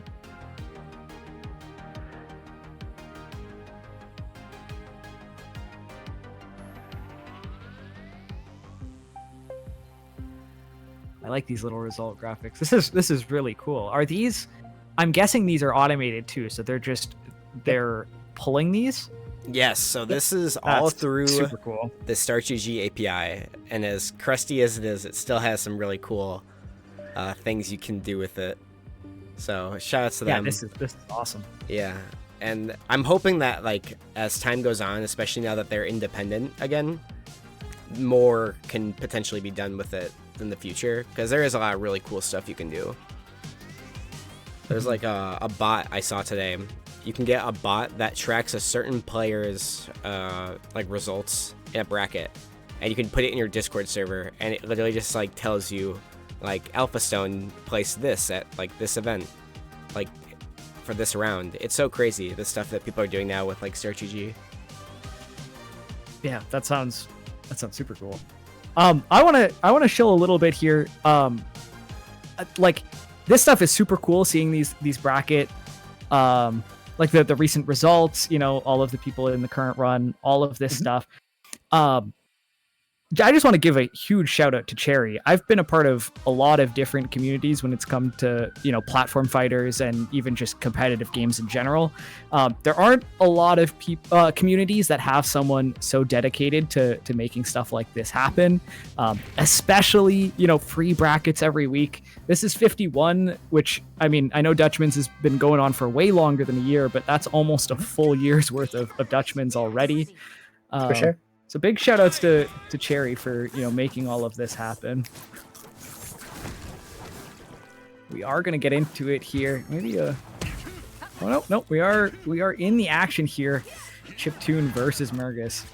Ooh. Up to. Already going for Scraw.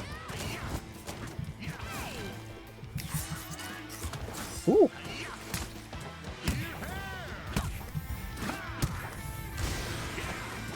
Okay. Oh, baby. Apple. The hair is so strong.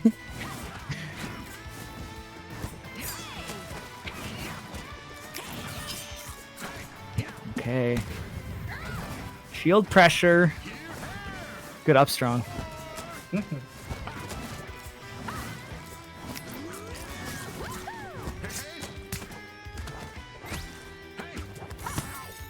Okay, looking for another up tilt into the hair. Ooh. Yeah, air is real tough to recover against.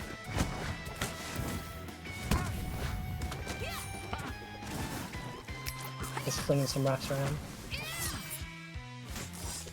That whip is kind of a crazy move to convert it to when you think about it. It's like, that's almost like half the stage right there. Very neat tool that bar has. Ooh.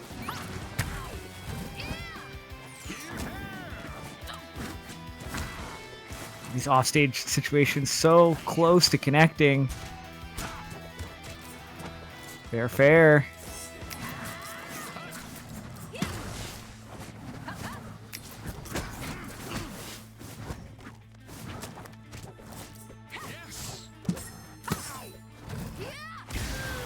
Oh, that's a strap kill. Oh, where are you going? Throwing out the up tilt. Tries to go for a cheeky up B. Doesn't quite get it.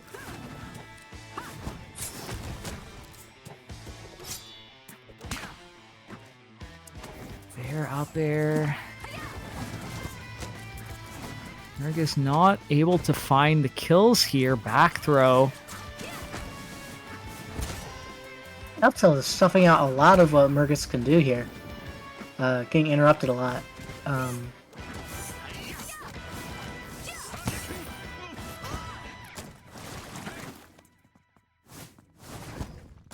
He's just standing there, menacingly. Okay, we're gonna play back. Oh, alright, that's a little bit too deep. That doesn't feel too bad at 164%. Yeah, awesome.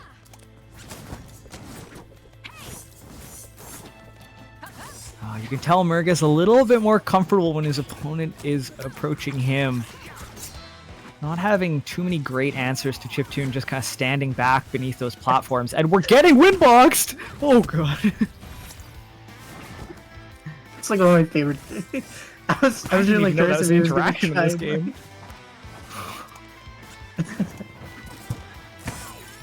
Have you ever played Fire for like the Game & Watch? I think that's what that looked like to me. Yeah. Good analogy.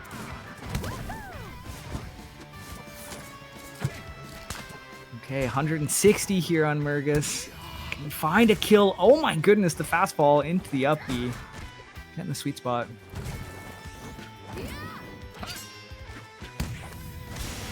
And fair into the hair.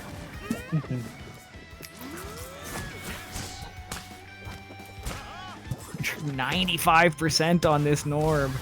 Okay, will explode.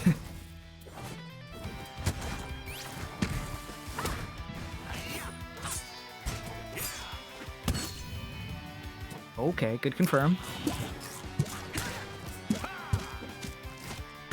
We jab him. Ooh. F tilt F strong.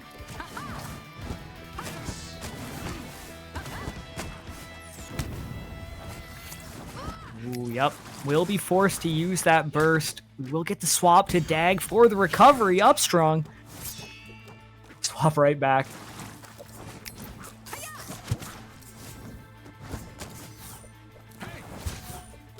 Ooh, this tense gets hit by the fair. Nice! Slime cancel. Wow. Good tech chase.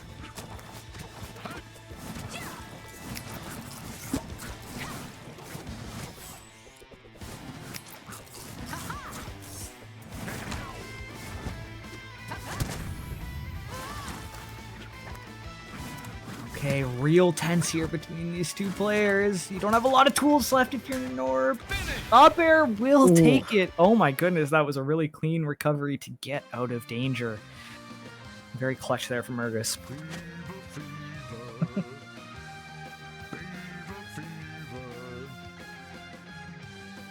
Chipton definitely like show you like no fear going off there. Trying to get that beaver out of there. Yep. It's a little bit scary though. I will remind everyone that this is back to best of 3 actually, because we're just outside of top 4. So Chiptune on that bracket game, it's always a little bit scary.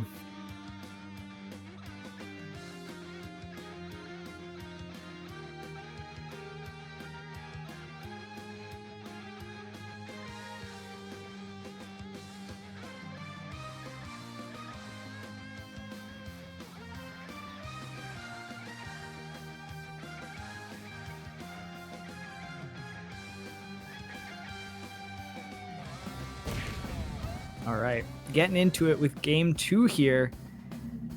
All right. I mean, yeah, it was pretty close. I do feel like Chiptune wasn't able to find those kills super consistently. There were a couple different times there where Mergas lived to 160, 170. Ooh, Does not respect Well, instant swap. a little bit of some desyncs. Yeah. Oh. Good conversion. Oh my goodness. All right. A little scary, but walk it off. Oh my god! Wow. Did they kill? We'll get the swap into Dag. Has a little bit better horizontal recovery.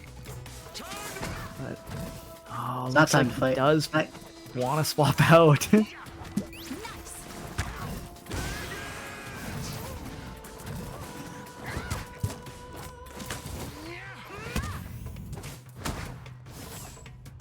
Okay, Chiptune getting a good amount of percent on this second stock as well. All right. Forward here into the up B. Wow.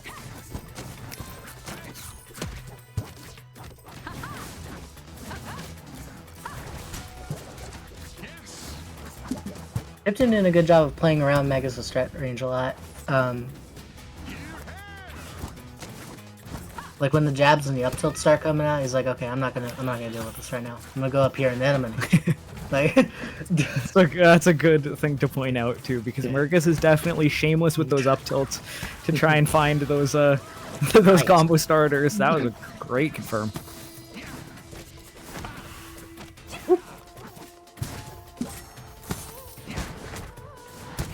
Oh, the percent racking up here real quick off those little stone kicks. Couple snares. Will force the burst.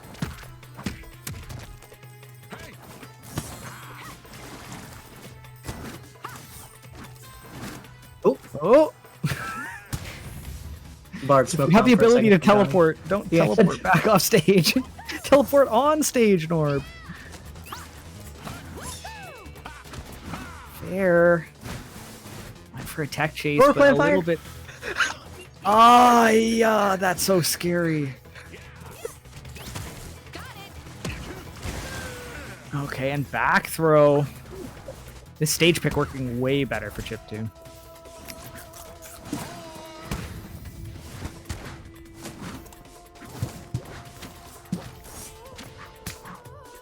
Ooh, throw.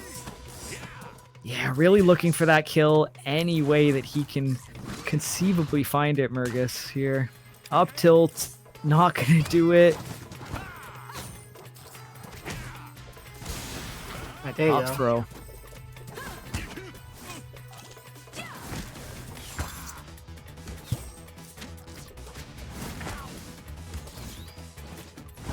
Oh.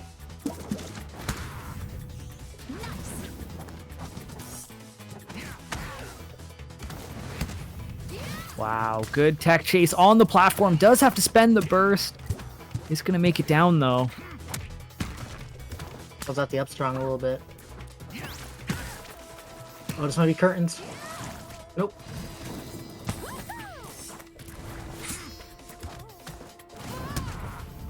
Alright. Hey. Yeah. We'll clean it out. F strong. Pretty good move. Pretty powerful move. But yeah, that stage pick working way better for Chiptune. Having that space to move around. A little bit less access for Norb to do any of the silly ladder shenanigans. So good counter pick there.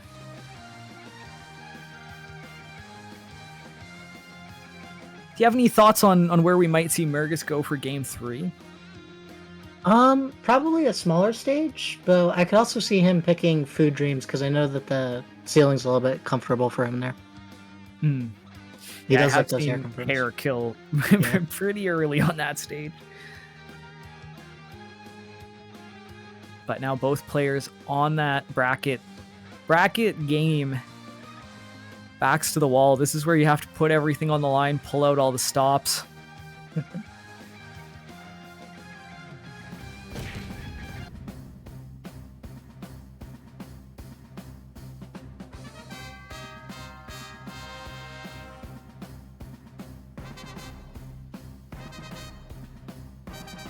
What's it gonna be? Yep, Rooftop Rumble. Alright. Yep, definitely a good stage for Norb as well. It's very hard to find anywhere on this stage where you're not gonna kind of get laddered. And already, Mergas with a bit of a percent lead here. Ooh, I like these conversions from Chiptune. Some core stuff I haven't seen before. Oh, go straight for the hair. A little bit too far away.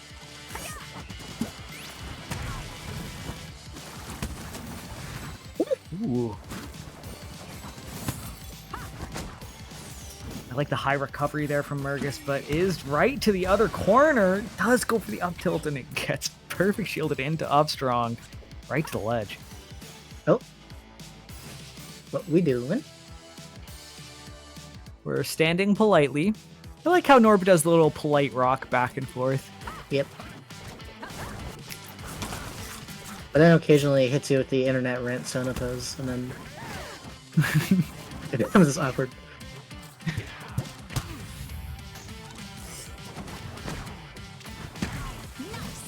All right. We're getting up to 70% here. Does have the jump still, will recover. Wow, actually dies for the exact same thing on the second stock. That's 2 stocks in a row now that Chiptune's called out that Waveland onto stage into the up tilt. We'll get one back here.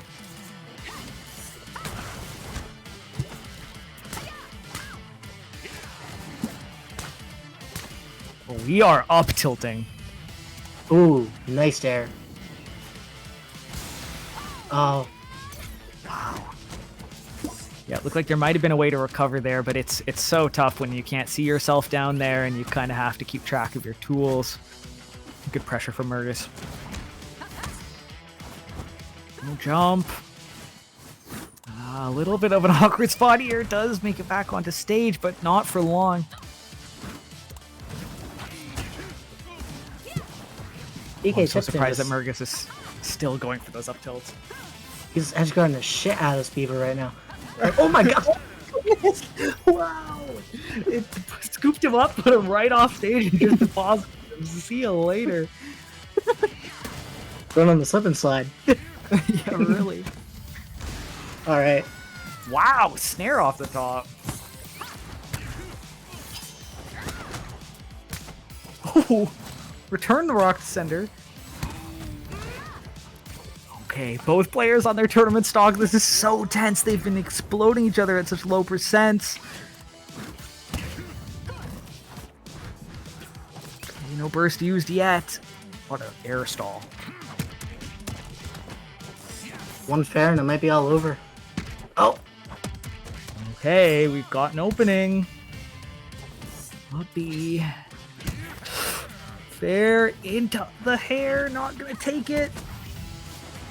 130. Oh god, we're rolling. Up strong. Not gonna do it. No burst. Oh, misses the Okay. grab. This is a rough so position for scary. Chiptune.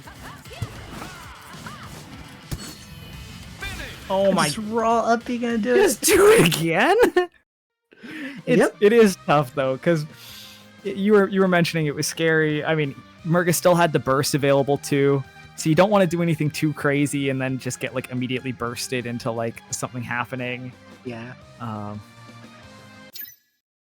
Yeah, and it's hard to commit for like to punish something like that too. If you're afraid that there might be like a slime cancel coming out with some of that meter. So Mergas gonna clutch that one out. Very close game 3 set. Will be moving forward to fight I'm assuming the Connor J. Nigel in that losers semi-final. Connor J has equated Nigel to basically being Air Squidward, and I think that's a really funny comparison. Air Squidward. Air Squidward. I feel like, well, I was gonna say Squidward might already be Air Squidward. Well, yeah, that's true. That's true. But actually. maybe pre-nerf Squidward Yeah, was pre-nerf Air Squidward. And now it's Nigel.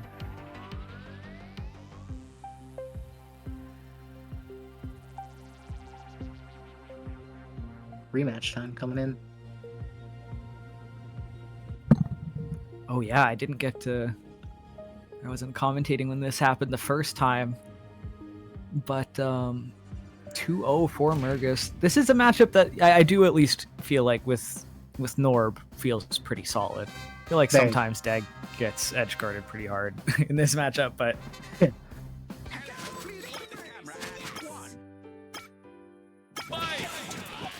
All right. all right. And on Food Dreams, you mentioned it earlier. Those low ceilings. Oh no! It's something that Norb loves, and the the low floor being something that Connor J might love here. Making a quick trip to visit it at the start of this game 1. We're back to the game 5 sets though, potentially. So it does have a little bit more time to work with, but if every stock is going at this pace, the game is over before the first minute finishes. Mergas just deleting these stocks.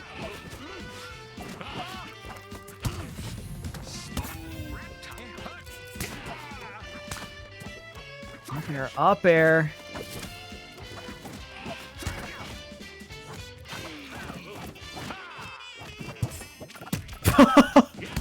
Just pressing the up tilt. Throwing it out there. Oh my goodness. And it looks like it has such shield stun too. Catching the jump out of shield. All right, taking one stock here. All right.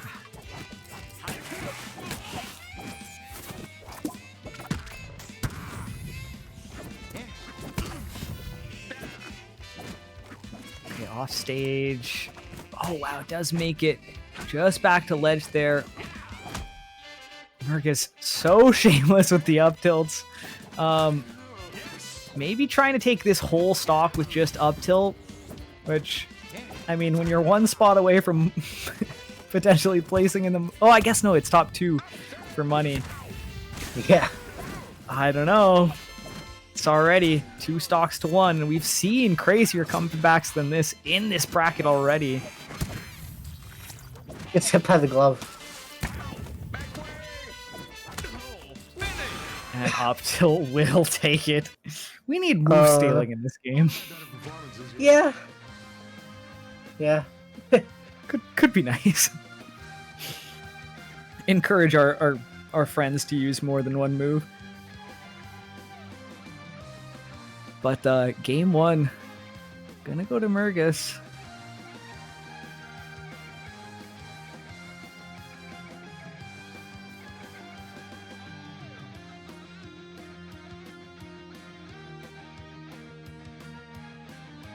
That one's a little bit hard to roll off as a game one.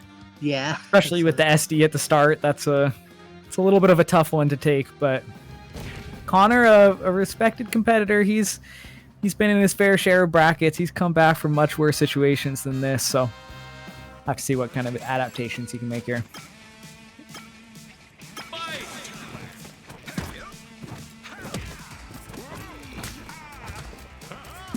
All right back to the up tilts. Just the go-to option.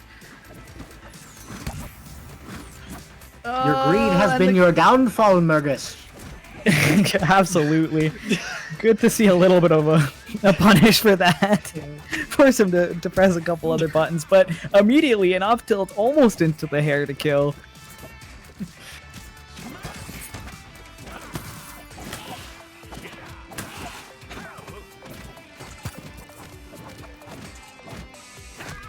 Oh my goodness. I actually don't know what you do about that option. Just throw it out there and the hair will take it. Oh my god. Yeah, that was about a 5-second stock.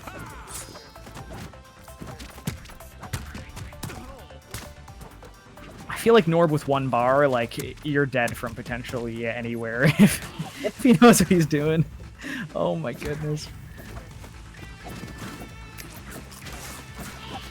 Okay, good recovery there, using the slime cancel early and then swapping into Dag to make sure to make it back. Oh, Ooh. running out of jumps here. Oh, that's rough. Holy.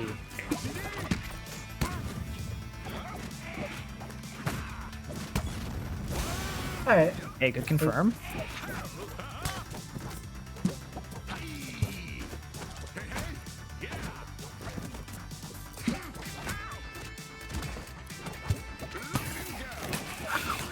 Now tilts out there. Oh, nice press. Goodness. Jesus And Christ. just holding shield. Yeah, I don't know. You see an opening where you might be able to throw out an aerial and there might not be an up tilt coming and it just gets shielded into top B. There's not a whole lot of great answers.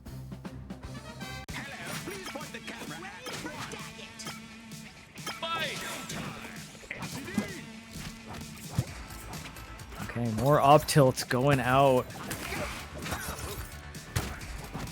Maybe I need to be a little bit more shameless with that move. Oh yeah, absolutely. Down throw. Ooh, it looked like he was thinking about that B into hair, but a little bit awkward on DI maybe.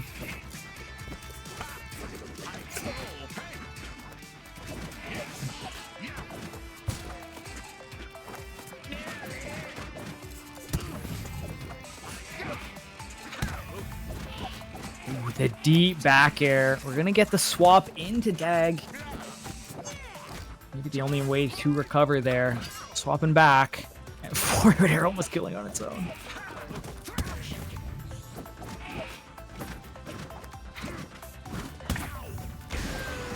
Oof.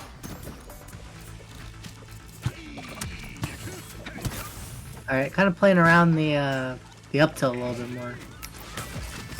At least trying to. Ooh, nice first. Now being a little bit more patient. Up till he'll take it.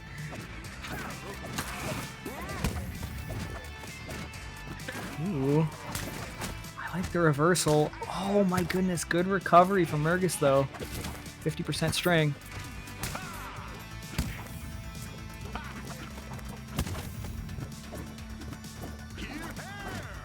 Awkward angle. Oh my goodness, just launching himself up there. We'll take it.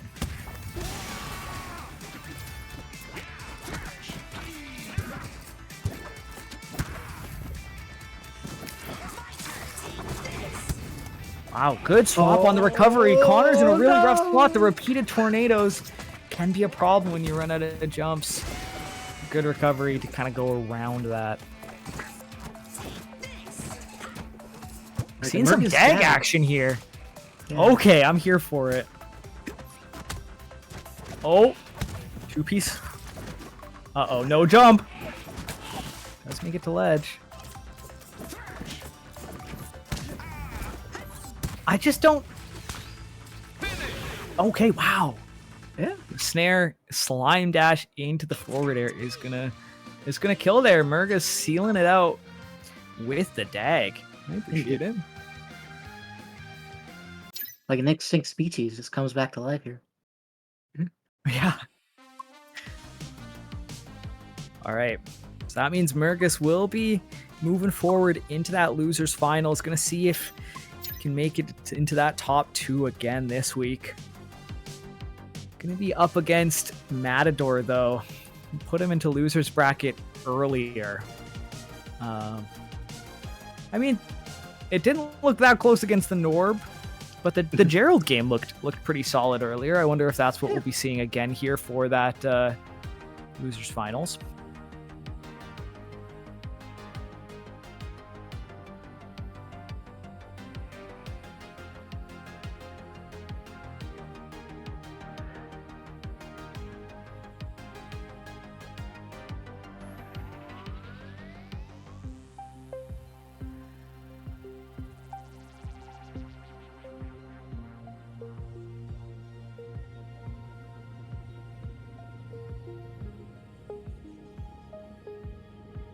Yeah, I can't imagine we'd see the Norb again immediately. Maybe if the Gerald starts to look a little bit rough, but the Norb has looked pretty polished in the last few games. But I guess choosing to stick it out with the Gerald, I after that first game, I can respect that. Yep.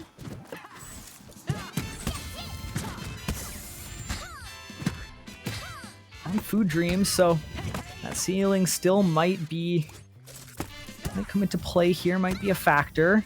Wow. Whoa. Already off the side. Here it comes.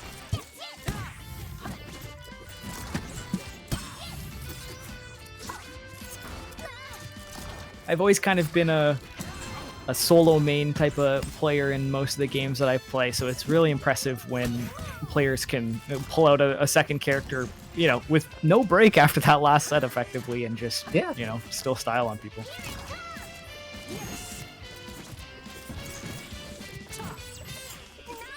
Oh. Pick out with the snare there.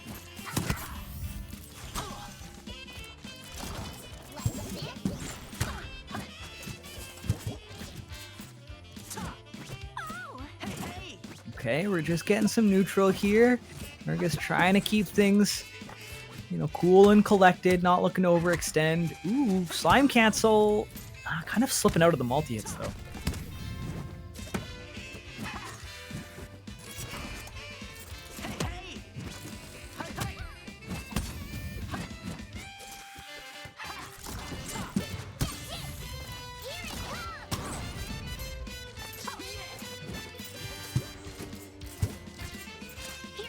Okay.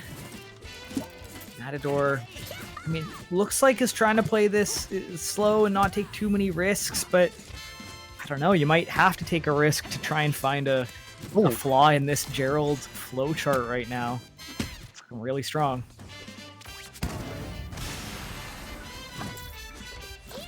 And alright, looking pretty night and day from their set and winners.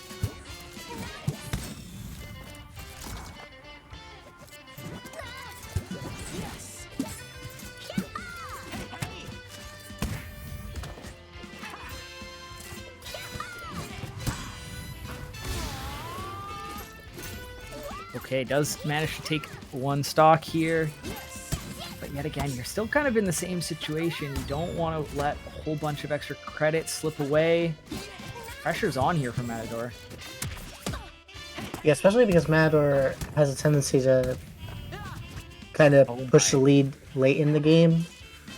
So I feel like Mergas really has to wall it down here, which he's doing a good job of right now. Yeah, I feel like that's the kind of thing that happens if you're a little bit too quick. You start taking nairs out of shield and stuff too. So Good on Mergas playing slow.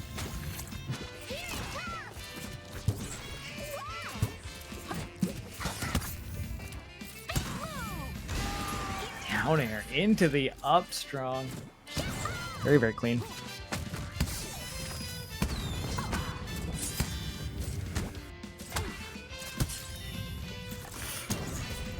Wow, and just like that, with a couple of strings, good punish game. Matador is actually in the lead, taking that stock in about 10 or 15 seconds. Mergas will bring it back. We're on last stock for this game one. Both players just kind of turned it on in the last 10, 15 seconds. Yeah, woke up a little bit.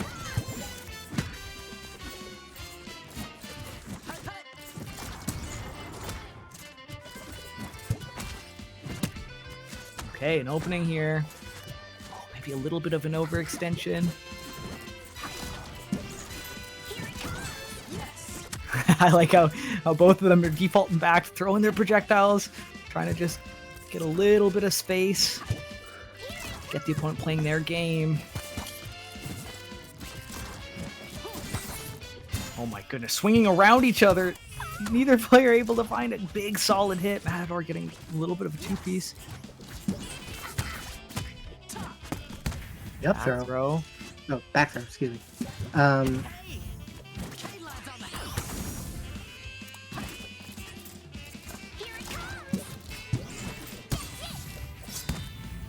Ooh, this is scary.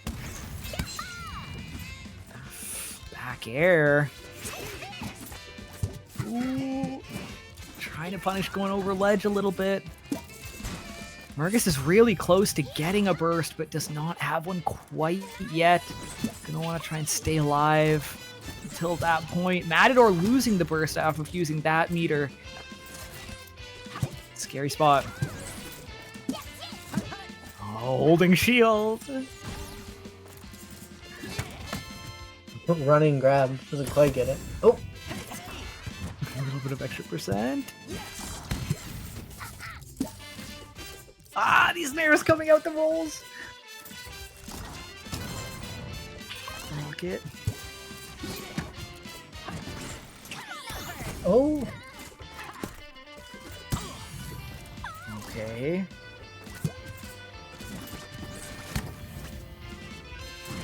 He's just balling now. 34.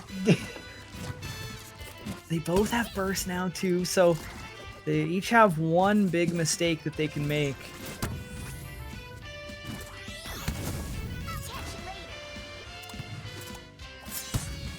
Oh, re-grabs the ledge. It's incredible how many times they've hit each other and neither person has had to use burst. Yeah. This will be one of the usages for sure. Yep. Oh, and the other one immediately. Alright. Right now it's like sudden death at this point. Like these percents are like so high.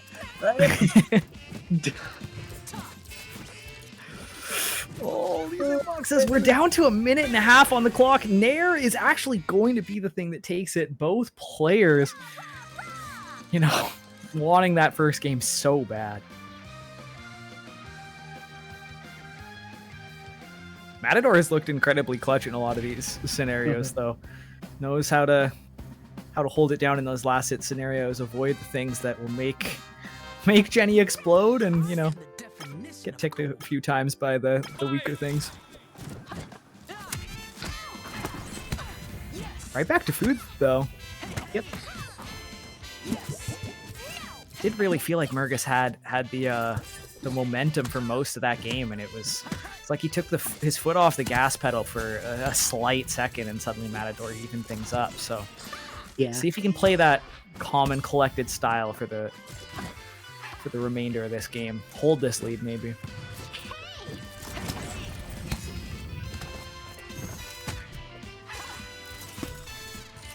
Uh-oh.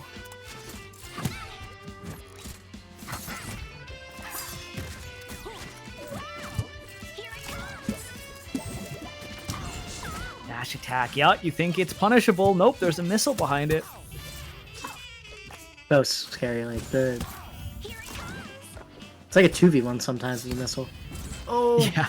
it's still going. And there are things that are just like built into your like platform fighter brain, right? You're like, Oh, this person's dash attacking my shield. I should have all the time in the world to punish this. Yeah.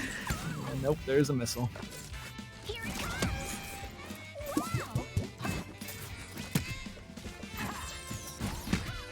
Ooh. All right. This is what game 1 looked like. Mergas with the early lead. And counting.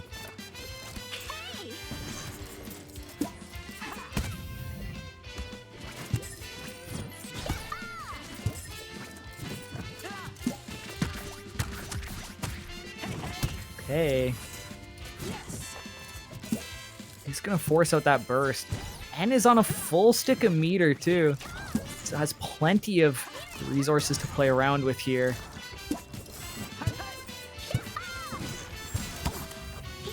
Matador has a long climb. Oh. Momentum could change here though. Yeah. Had to recover low. Got hit by the up throw. And now that burst and those 2 meters gone as well. Quick 45% here from Matador. Good pressure too. Slime cancel. Matador is just so good at tempo. Like he knows exactly when to be like, okay, time to turn up the heat. And he's just gonna go at it. Like it's crazy.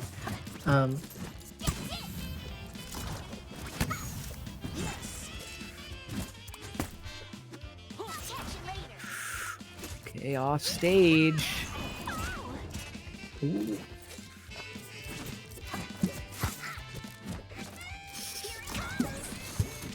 Okay, and Matador really has slowed this down. Okay, we are gonna get the down throw. For the up throw? I'm realizing that I might have all of Gerald's throws mixed up in my head. Maybe I think you might have been right on the up throw. I think the hair is the back throw and the piano is the up throw. Okay, yeah, that. I don't know what it's forward throw. It's like I don't. Great. I, This is what happens when we just play Beavers. yeah, I don't know.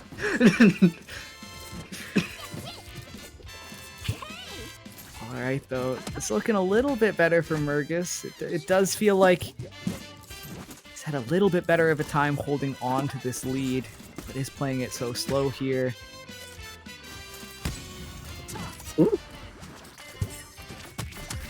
Wow, great, beautiful. perfect shield. Pretty sizable lead here for Mergas. Yeah. Now, I wonder if he can win this game as Gerald using only up tilt. For the remainder of the game. It might not work as well on Gerald as it does in North. But... And Matador is not going to make it easy either. Taking that stock. One step closer to evening things up. 30% combo.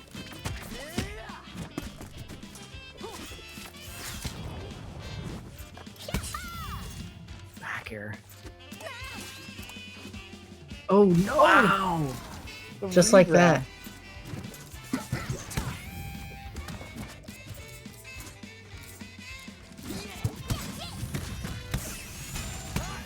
Okay, gentlemen. And just like that, Matador is suddenly right back in it, almost taking the lead here.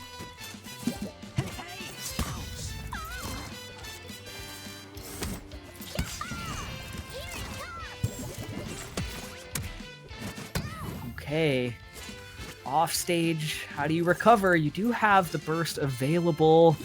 You want to hold that for as long as you can.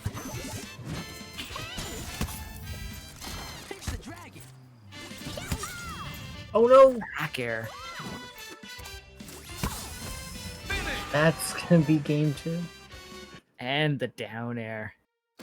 So both of the games on that stage looking so good for Mergas and Matador just clutching them out.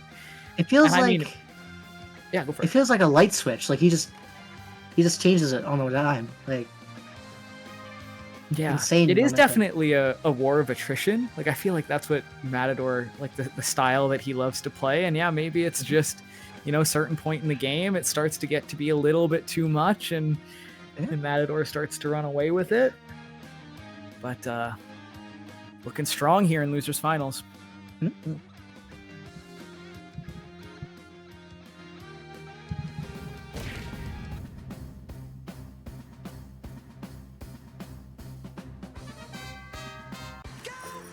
Think it's time to finish this. Okay, and right back to food.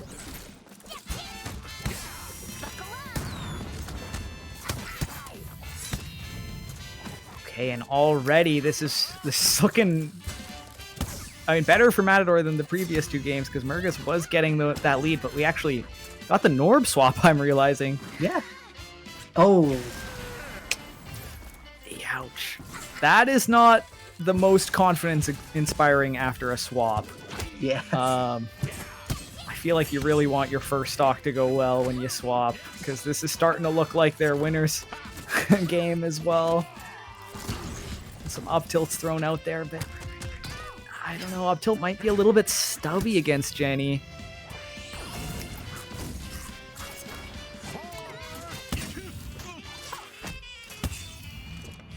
Back air. Okay, up tilt into the hair. Gonna take that one.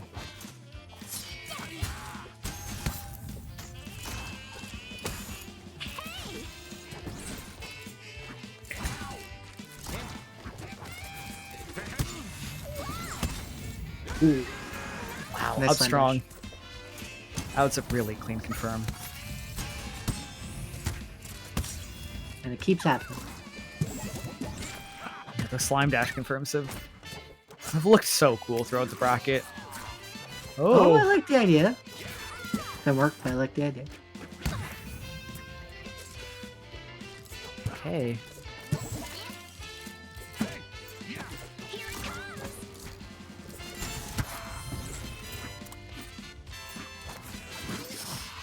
Ooh. Yeah, awkward. You could tell that he was expecting to grab ledge there, and then was just a little bit too low after the air stall.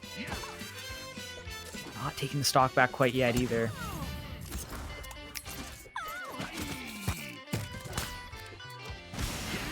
Okay. Big move. Big move indeed.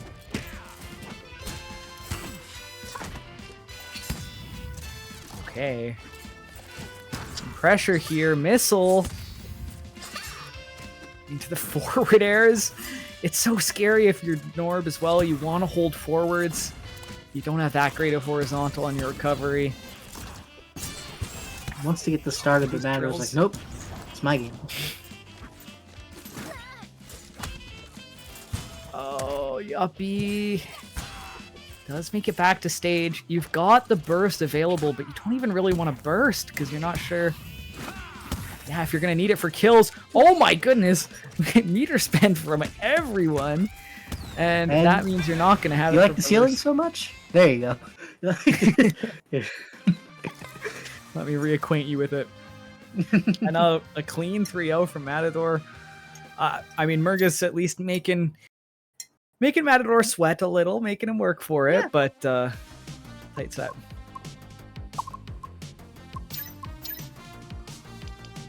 Okay, that means we are going to get the run back between Alphastone and Matador for grand finals of Dutchman's 51.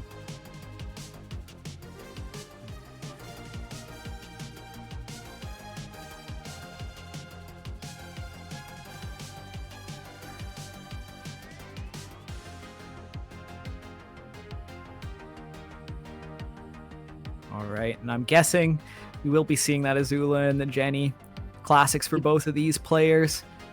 I mean, if the winner's set was any indication, I think that Matador definitely can do it. It did kind of feel like Alpha stole away that game for a little bit. So, yeah, we'll have to see how this pans out.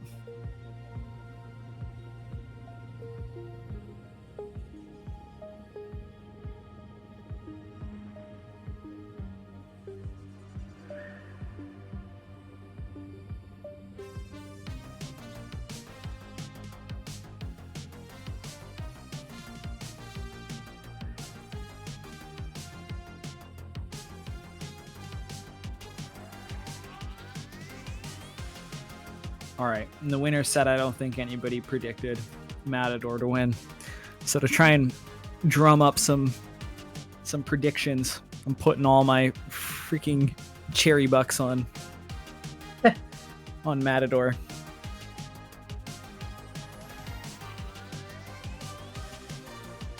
I believe in you, Twitch chat.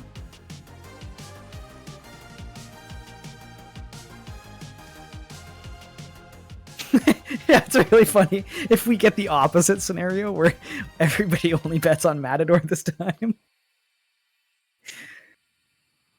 It would be a big payout.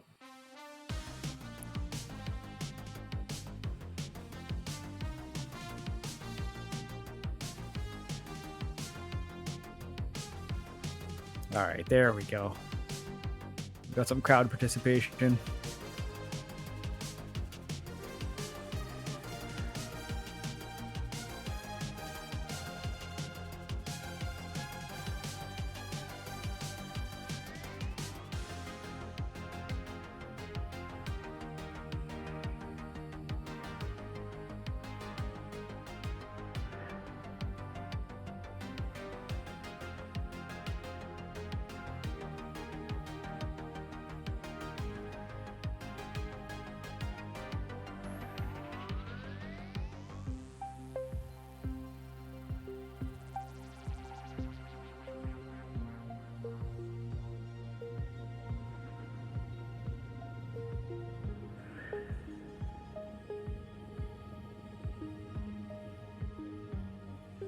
All right, we're just going through stage striking right now between these two, figuring out where we're going to go for that game one.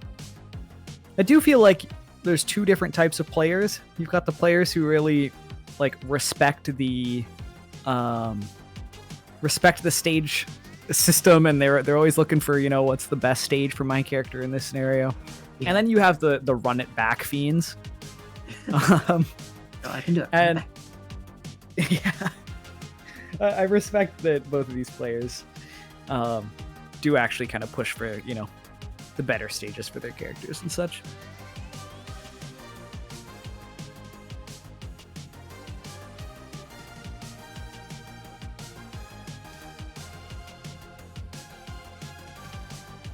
Okay, so it looks like we will be getting game one on Timeless Star Dial. Bit of a new-ish stage to the repertoire. Still not used to the background noises on that stage. Yeah. But definitely a welcome stage to the stage list. Gonna have those platforms to for Jenny to kind of stick around under, and I mean, we saw Alpha deal with that pretty well in the first set, so let's see how it goes.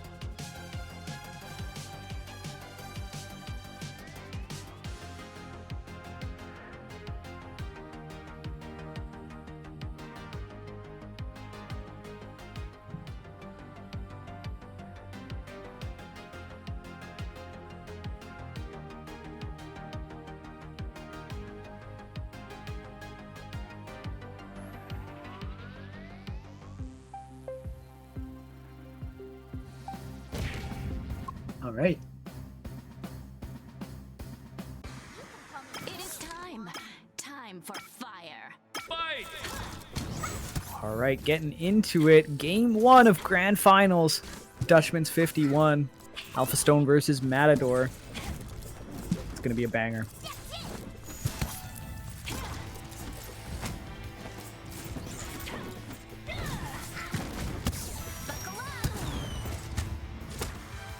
Ooh, that falling up air conversion.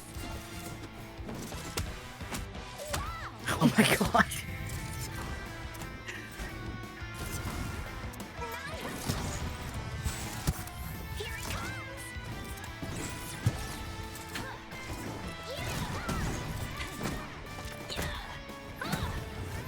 Okay, Alphastone getting a combo of his own here.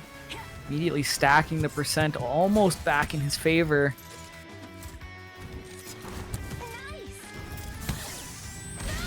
Oh, the spike.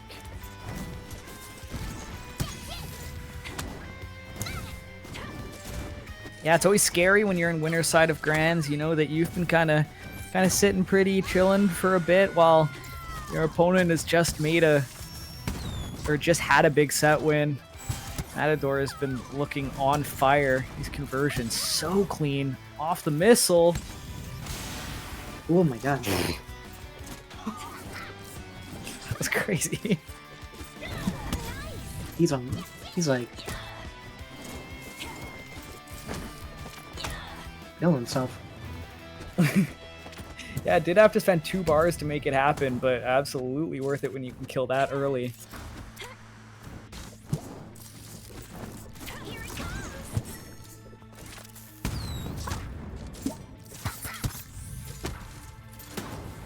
Holy, these conversions. So much being done here for Matador. Oh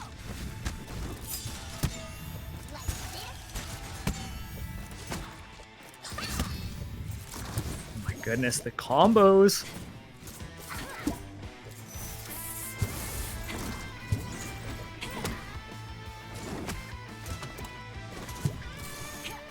Alpha just not really finding those kill confirms that we know Alphastone for.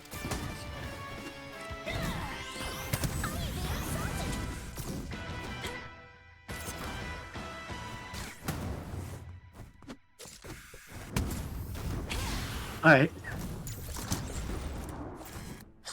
Let's have a We'll take- okay.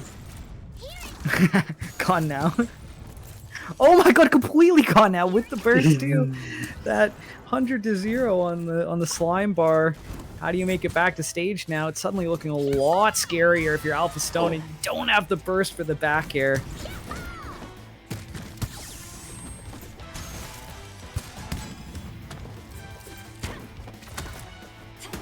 Up throw.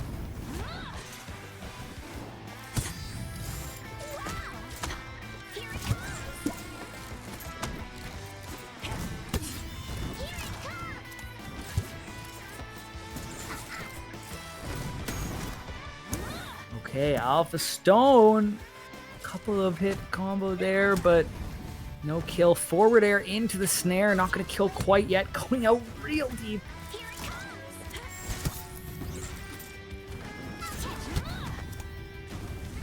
Good tech.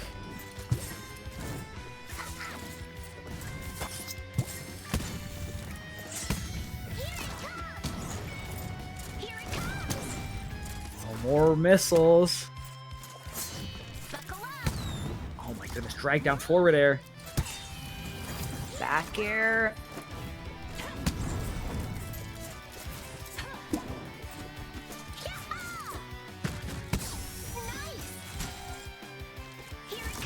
Ooh, the weak spot of that up strong in the air. Missile not gonna do it either. Another missile. Yep. How do you get down against that move when you don't have a jump? It's just so huge. Yeah, momentum solidly on Matador's side here after that game 1.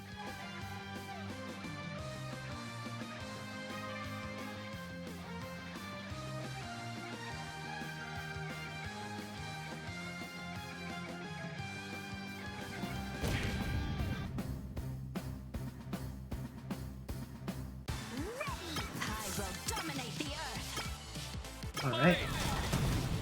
Rooftop room.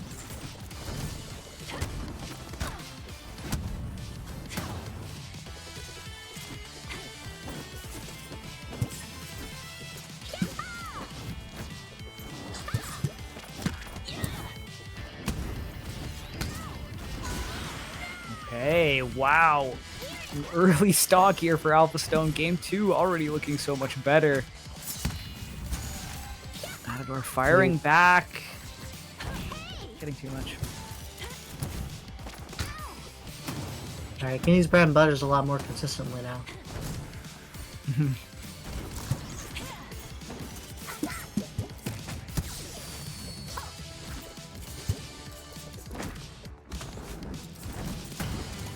Looking for the tech chase. Does not get the roll behind.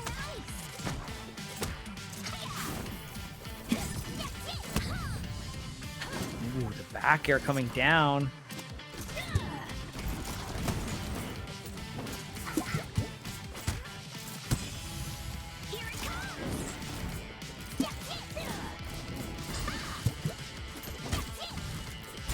air.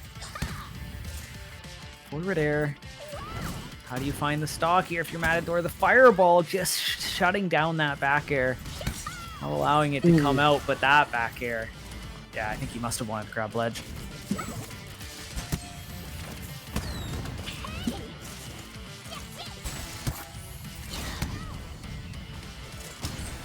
The missile coming. It will find you if you let it.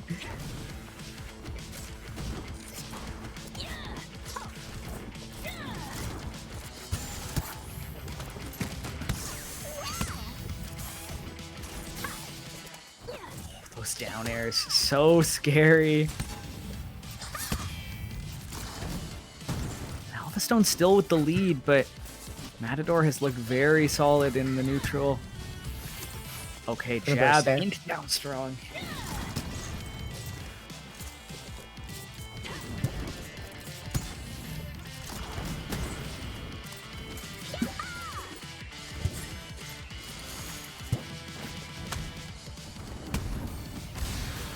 Alright, Nice. can I get the kill there?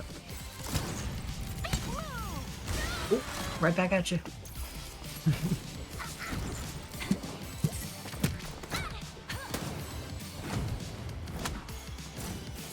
Ooh, the weak back air. I like that as a little option to reset the pressure a little bit. Ah. With back airs. Ooh. Nice wall jump.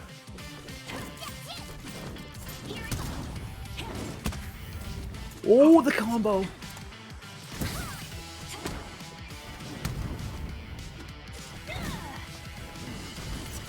Disadvantage state still going here for Matador. Now let's reset to center stage here. Gets out of trouble for the time being.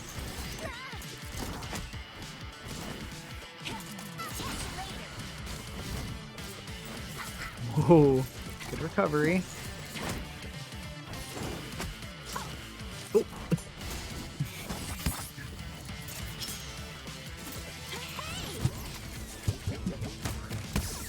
That was almost a shield break. Oh my god. Nice. Wow. In the lightning.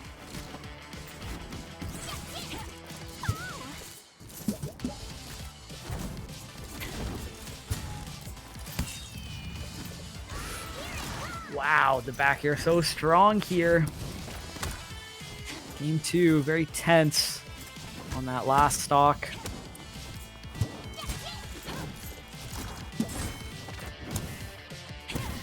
Alright, opening here for Alphastone.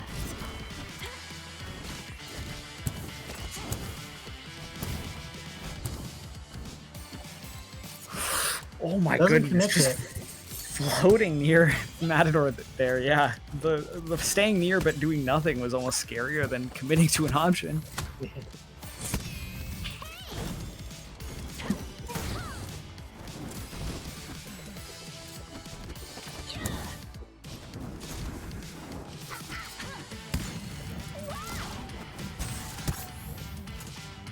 Okay.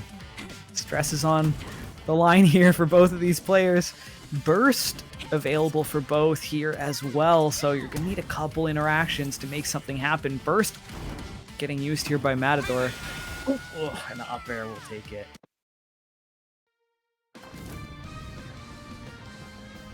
So yeah, Alphastone, a lot better control in that game.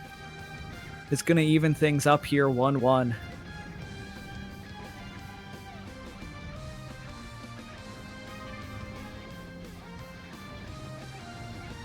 You do always have that second set to play around with too if you're in winner side. You never really want to have to use it if you don't have to. True. But it's nice to know it's there. I think it's time to finish. Bad news. The party's over. All right, we're going back to Erkin for game 3 here.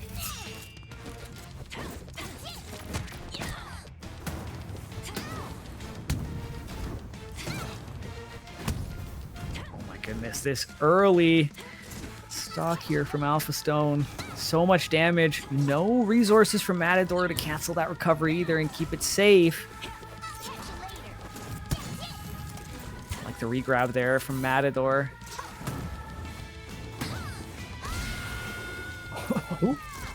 Down tilt off air.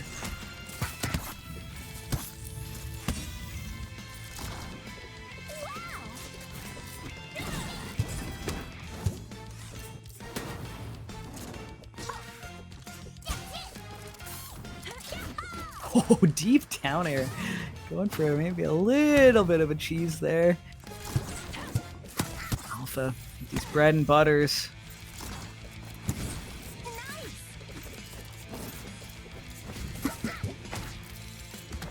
Ooh, nice.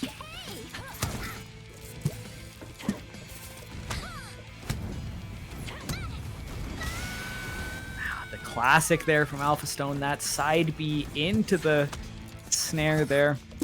It's so tough because you don't want to DI out on it because you'll just hit the blast zone off the side B anyways, but if you hold in, you're taking the snare.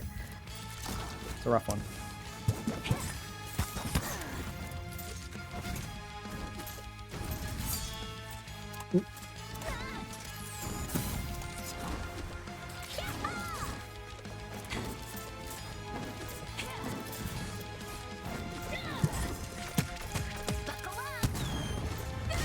Okay, up throw Okay. will eventually take the first stock. Wow.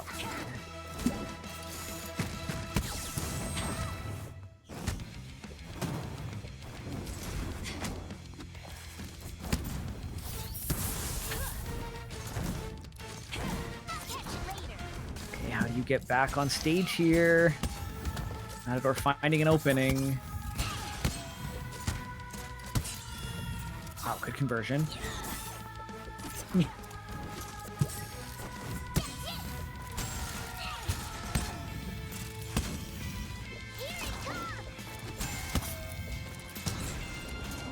The missile hanging out.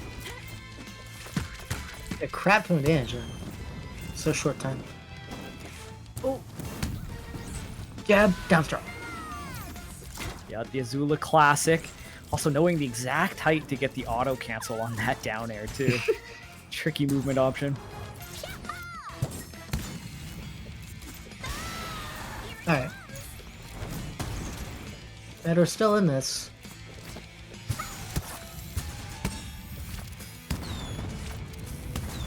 Oh, chin grab! Alright.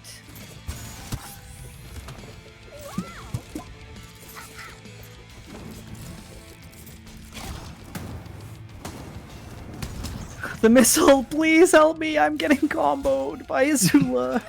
Please catch up in time. Let's eventually break the combo. Couple up airs, snare almost connecting too.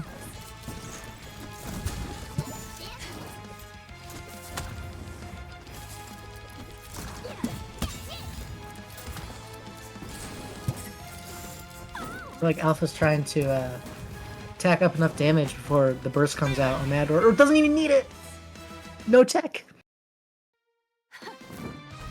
Oh, and game 3 going to Alphastone there. Looking a lot more composed that game. Not getting hit by any crazy strings by Matador and able to kind of control the neutral a little bit better. Curious what we're gonna... Looks like Matador might just be trying to rematch, run it back for game 4 on Erkin. I think that might be what we're getting. Good luck stopping my bad news. The party's Yep, saying it wasn't the stage. I can just play that a little bit better, and I do agree. I do think the early game kind of ran away from Matador. Maybe with a stronger start, might make something happen.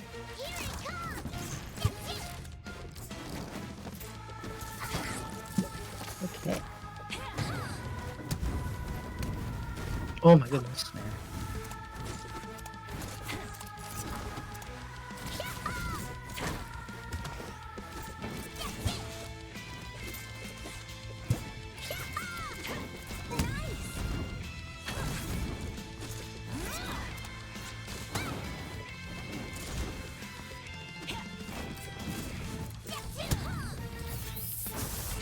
Ooh, misses lightning.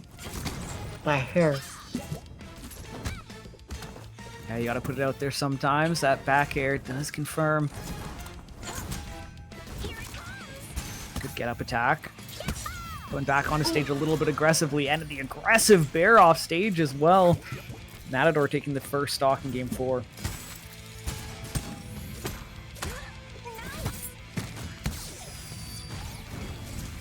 Oh, that gentleman. So scary. Let's have a lot of hits done on it.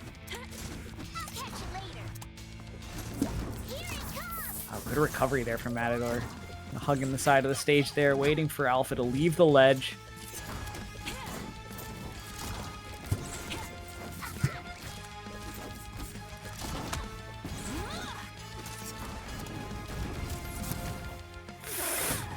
Very Nice. close on the down air. Wow, that not killing either. Oh. That feels really bad if you're Alphastone. Now you're down 2 stocks. You're down 1 stock. Jab down strong, pretty good. You could tell he was like looking for it too. He was jabbing and slowly approaching, but not quite. Better late than never. Absolutely. Ooh, spot dodge. Stay out of trouble here. Down throw. Nice. Doesn't Ooh. kill though.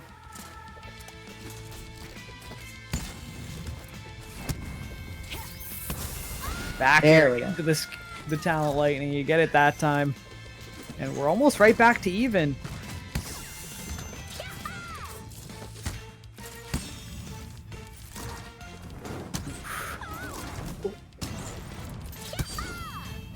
Oh, Wow. Matador doing what Matador does best. Getting rid of those tools in the air, and then when you know that your opponent doesn't have any tools, that's when that back air starts swinging.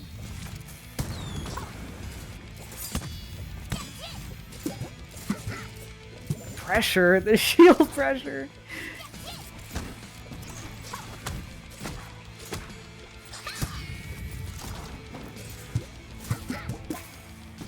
Oh, and that's a shield break off the...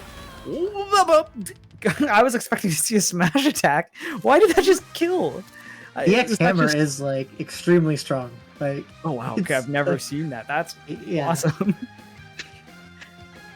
that was a crazy option. That's a crazy clip. Okay, so that was game 4. Means we are gonna get a game 5 in this first set between the two of these players. And I mean, it did kind of feel like Alpha stole that that first set in winners a little bit. I'm curious to see how this actual game 5 is gonna go between the two of these competitors.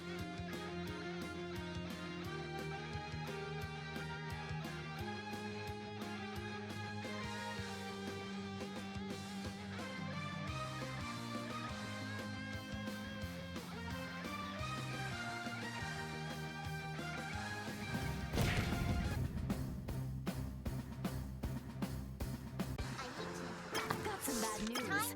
The party's over. Good dream. All right, Matador starting off strong here, 49% already. Nothing in return here from Alphastone yet.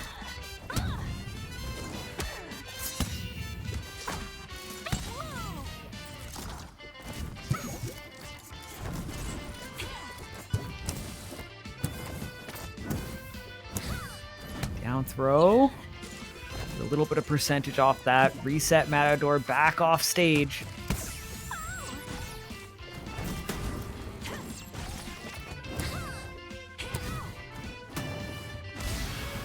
Oh, wow, what a confirm. Yeah, looked like a little bit of a rough start, but now the couple of B&Bs, it's all you need. Matador on 50 on stock 2. Back air not quite gonna do it either.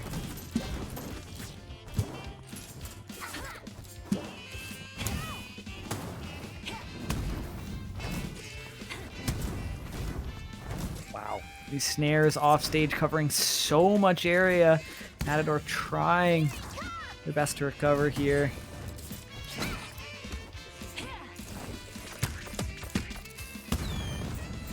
To the moon. Nice shield to avoid the snare. But you're gonna go space again. Yep. Jab, down tilt, up strong. Zula putting on that percent. Snare not gonna do it quite yet.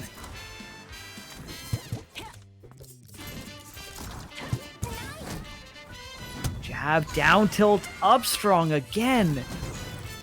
He's confirms out of that jab. Alpha knowing exactly what to go for at each percent. Oh, we're getting a combo started.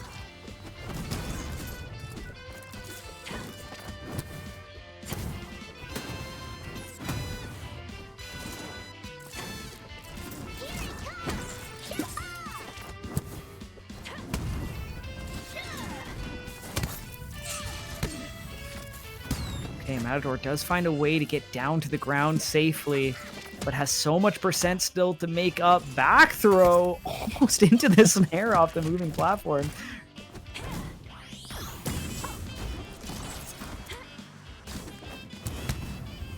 Ooh. Wow. Alright, 2-stock lead.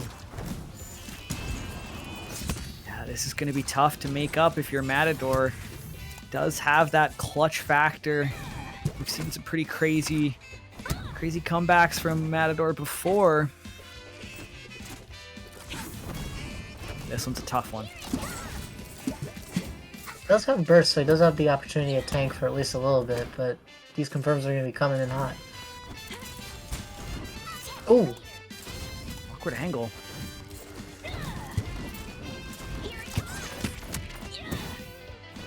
Another grab. Snare.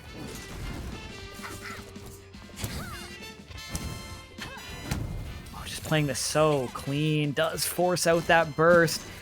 3 stocks to 1 now. Looking for the lightning as a way to finish it off here. Wants to end the tournament with it. Does end up just finding a fair to his snare, and Alphastone will be your Dutchman's number 51 champion. Alpha D Stone. Coming in. Yeah. Big shout outs to Matador as well for making it there and for forcing Alpha to sweat a little bit, and good work to Alphastone for actually taking that this time after a couple of losses to Matador recently. But great tournament all around. Lots of great sets in that top 8. It was a blast commentating with you, Dilly. Yeah, absolutely. It'd be wonderful to do it again. Yeah, and thanks Cherry so much for having me as well. It was a blast to be here. Yeah, this was awesome. It was funny, you hit me up and I was just like, I wonder what Locust is up to these days. And I was like, you know what, yeah, let's get this guy on. It was a fun block. And I didn't even realize it until now, like, because Dilly had mentioned about, obviously she plays beavers, but like this was like the whole beaver, like this was like big beavers, like the big beaver block. Yeah, Beaver block. Like I don't play much. I still play beavers, just not in bracket. But like, dude, like all of us are just Big Beaver Corporation, essentially. Yeah, the propaganda. Yeah. Shout out to Locust. Do you guys want to shout out some final stuff like links or anything before we wrap up? I'll do a first. quick little plug on my coaching again. If you like what you've heard about so far today and you're interested in getting some coaching, getting better, maybe you want to take on some of these players yourself in one of the future Dutchmans, I do offer coaching. I'll drop the link again here. But it's just coming open again, so the first 10 people or so that sign up for new sessions are going to get a discount. And I'm just excited to just start doing some more coaching again and to help people learn awesome games like Nickelodeon. Dill, you got anything? Yeah, I always love commentating. I just want one more time, just shout out the player directory if you want to check that out. I'll be updating it intermittently this week and, in the future. I'm not going to be running a bracket this week. I got finals to work work on. Sorry about that. But I hope to see you guys next week for more Nasby, and I'll see you around. Alright, good night everybody. Bye-bye. Yeah, thanks for commentating, both of you.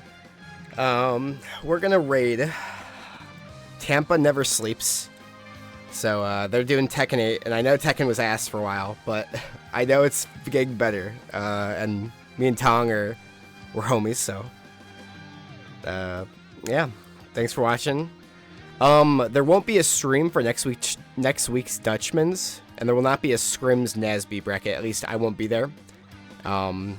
I will be out of town with my family, so I'll be doing a vacation just to meet my brother. He's in the military, so I don't get to see him often. So I take opportunities where I can get, you know, it's something that like it's super hard to do. But thank you so much for watching, and I'll see you all next week. It will be a Dutchman's, just no stream. So thank you. We'll see you next week.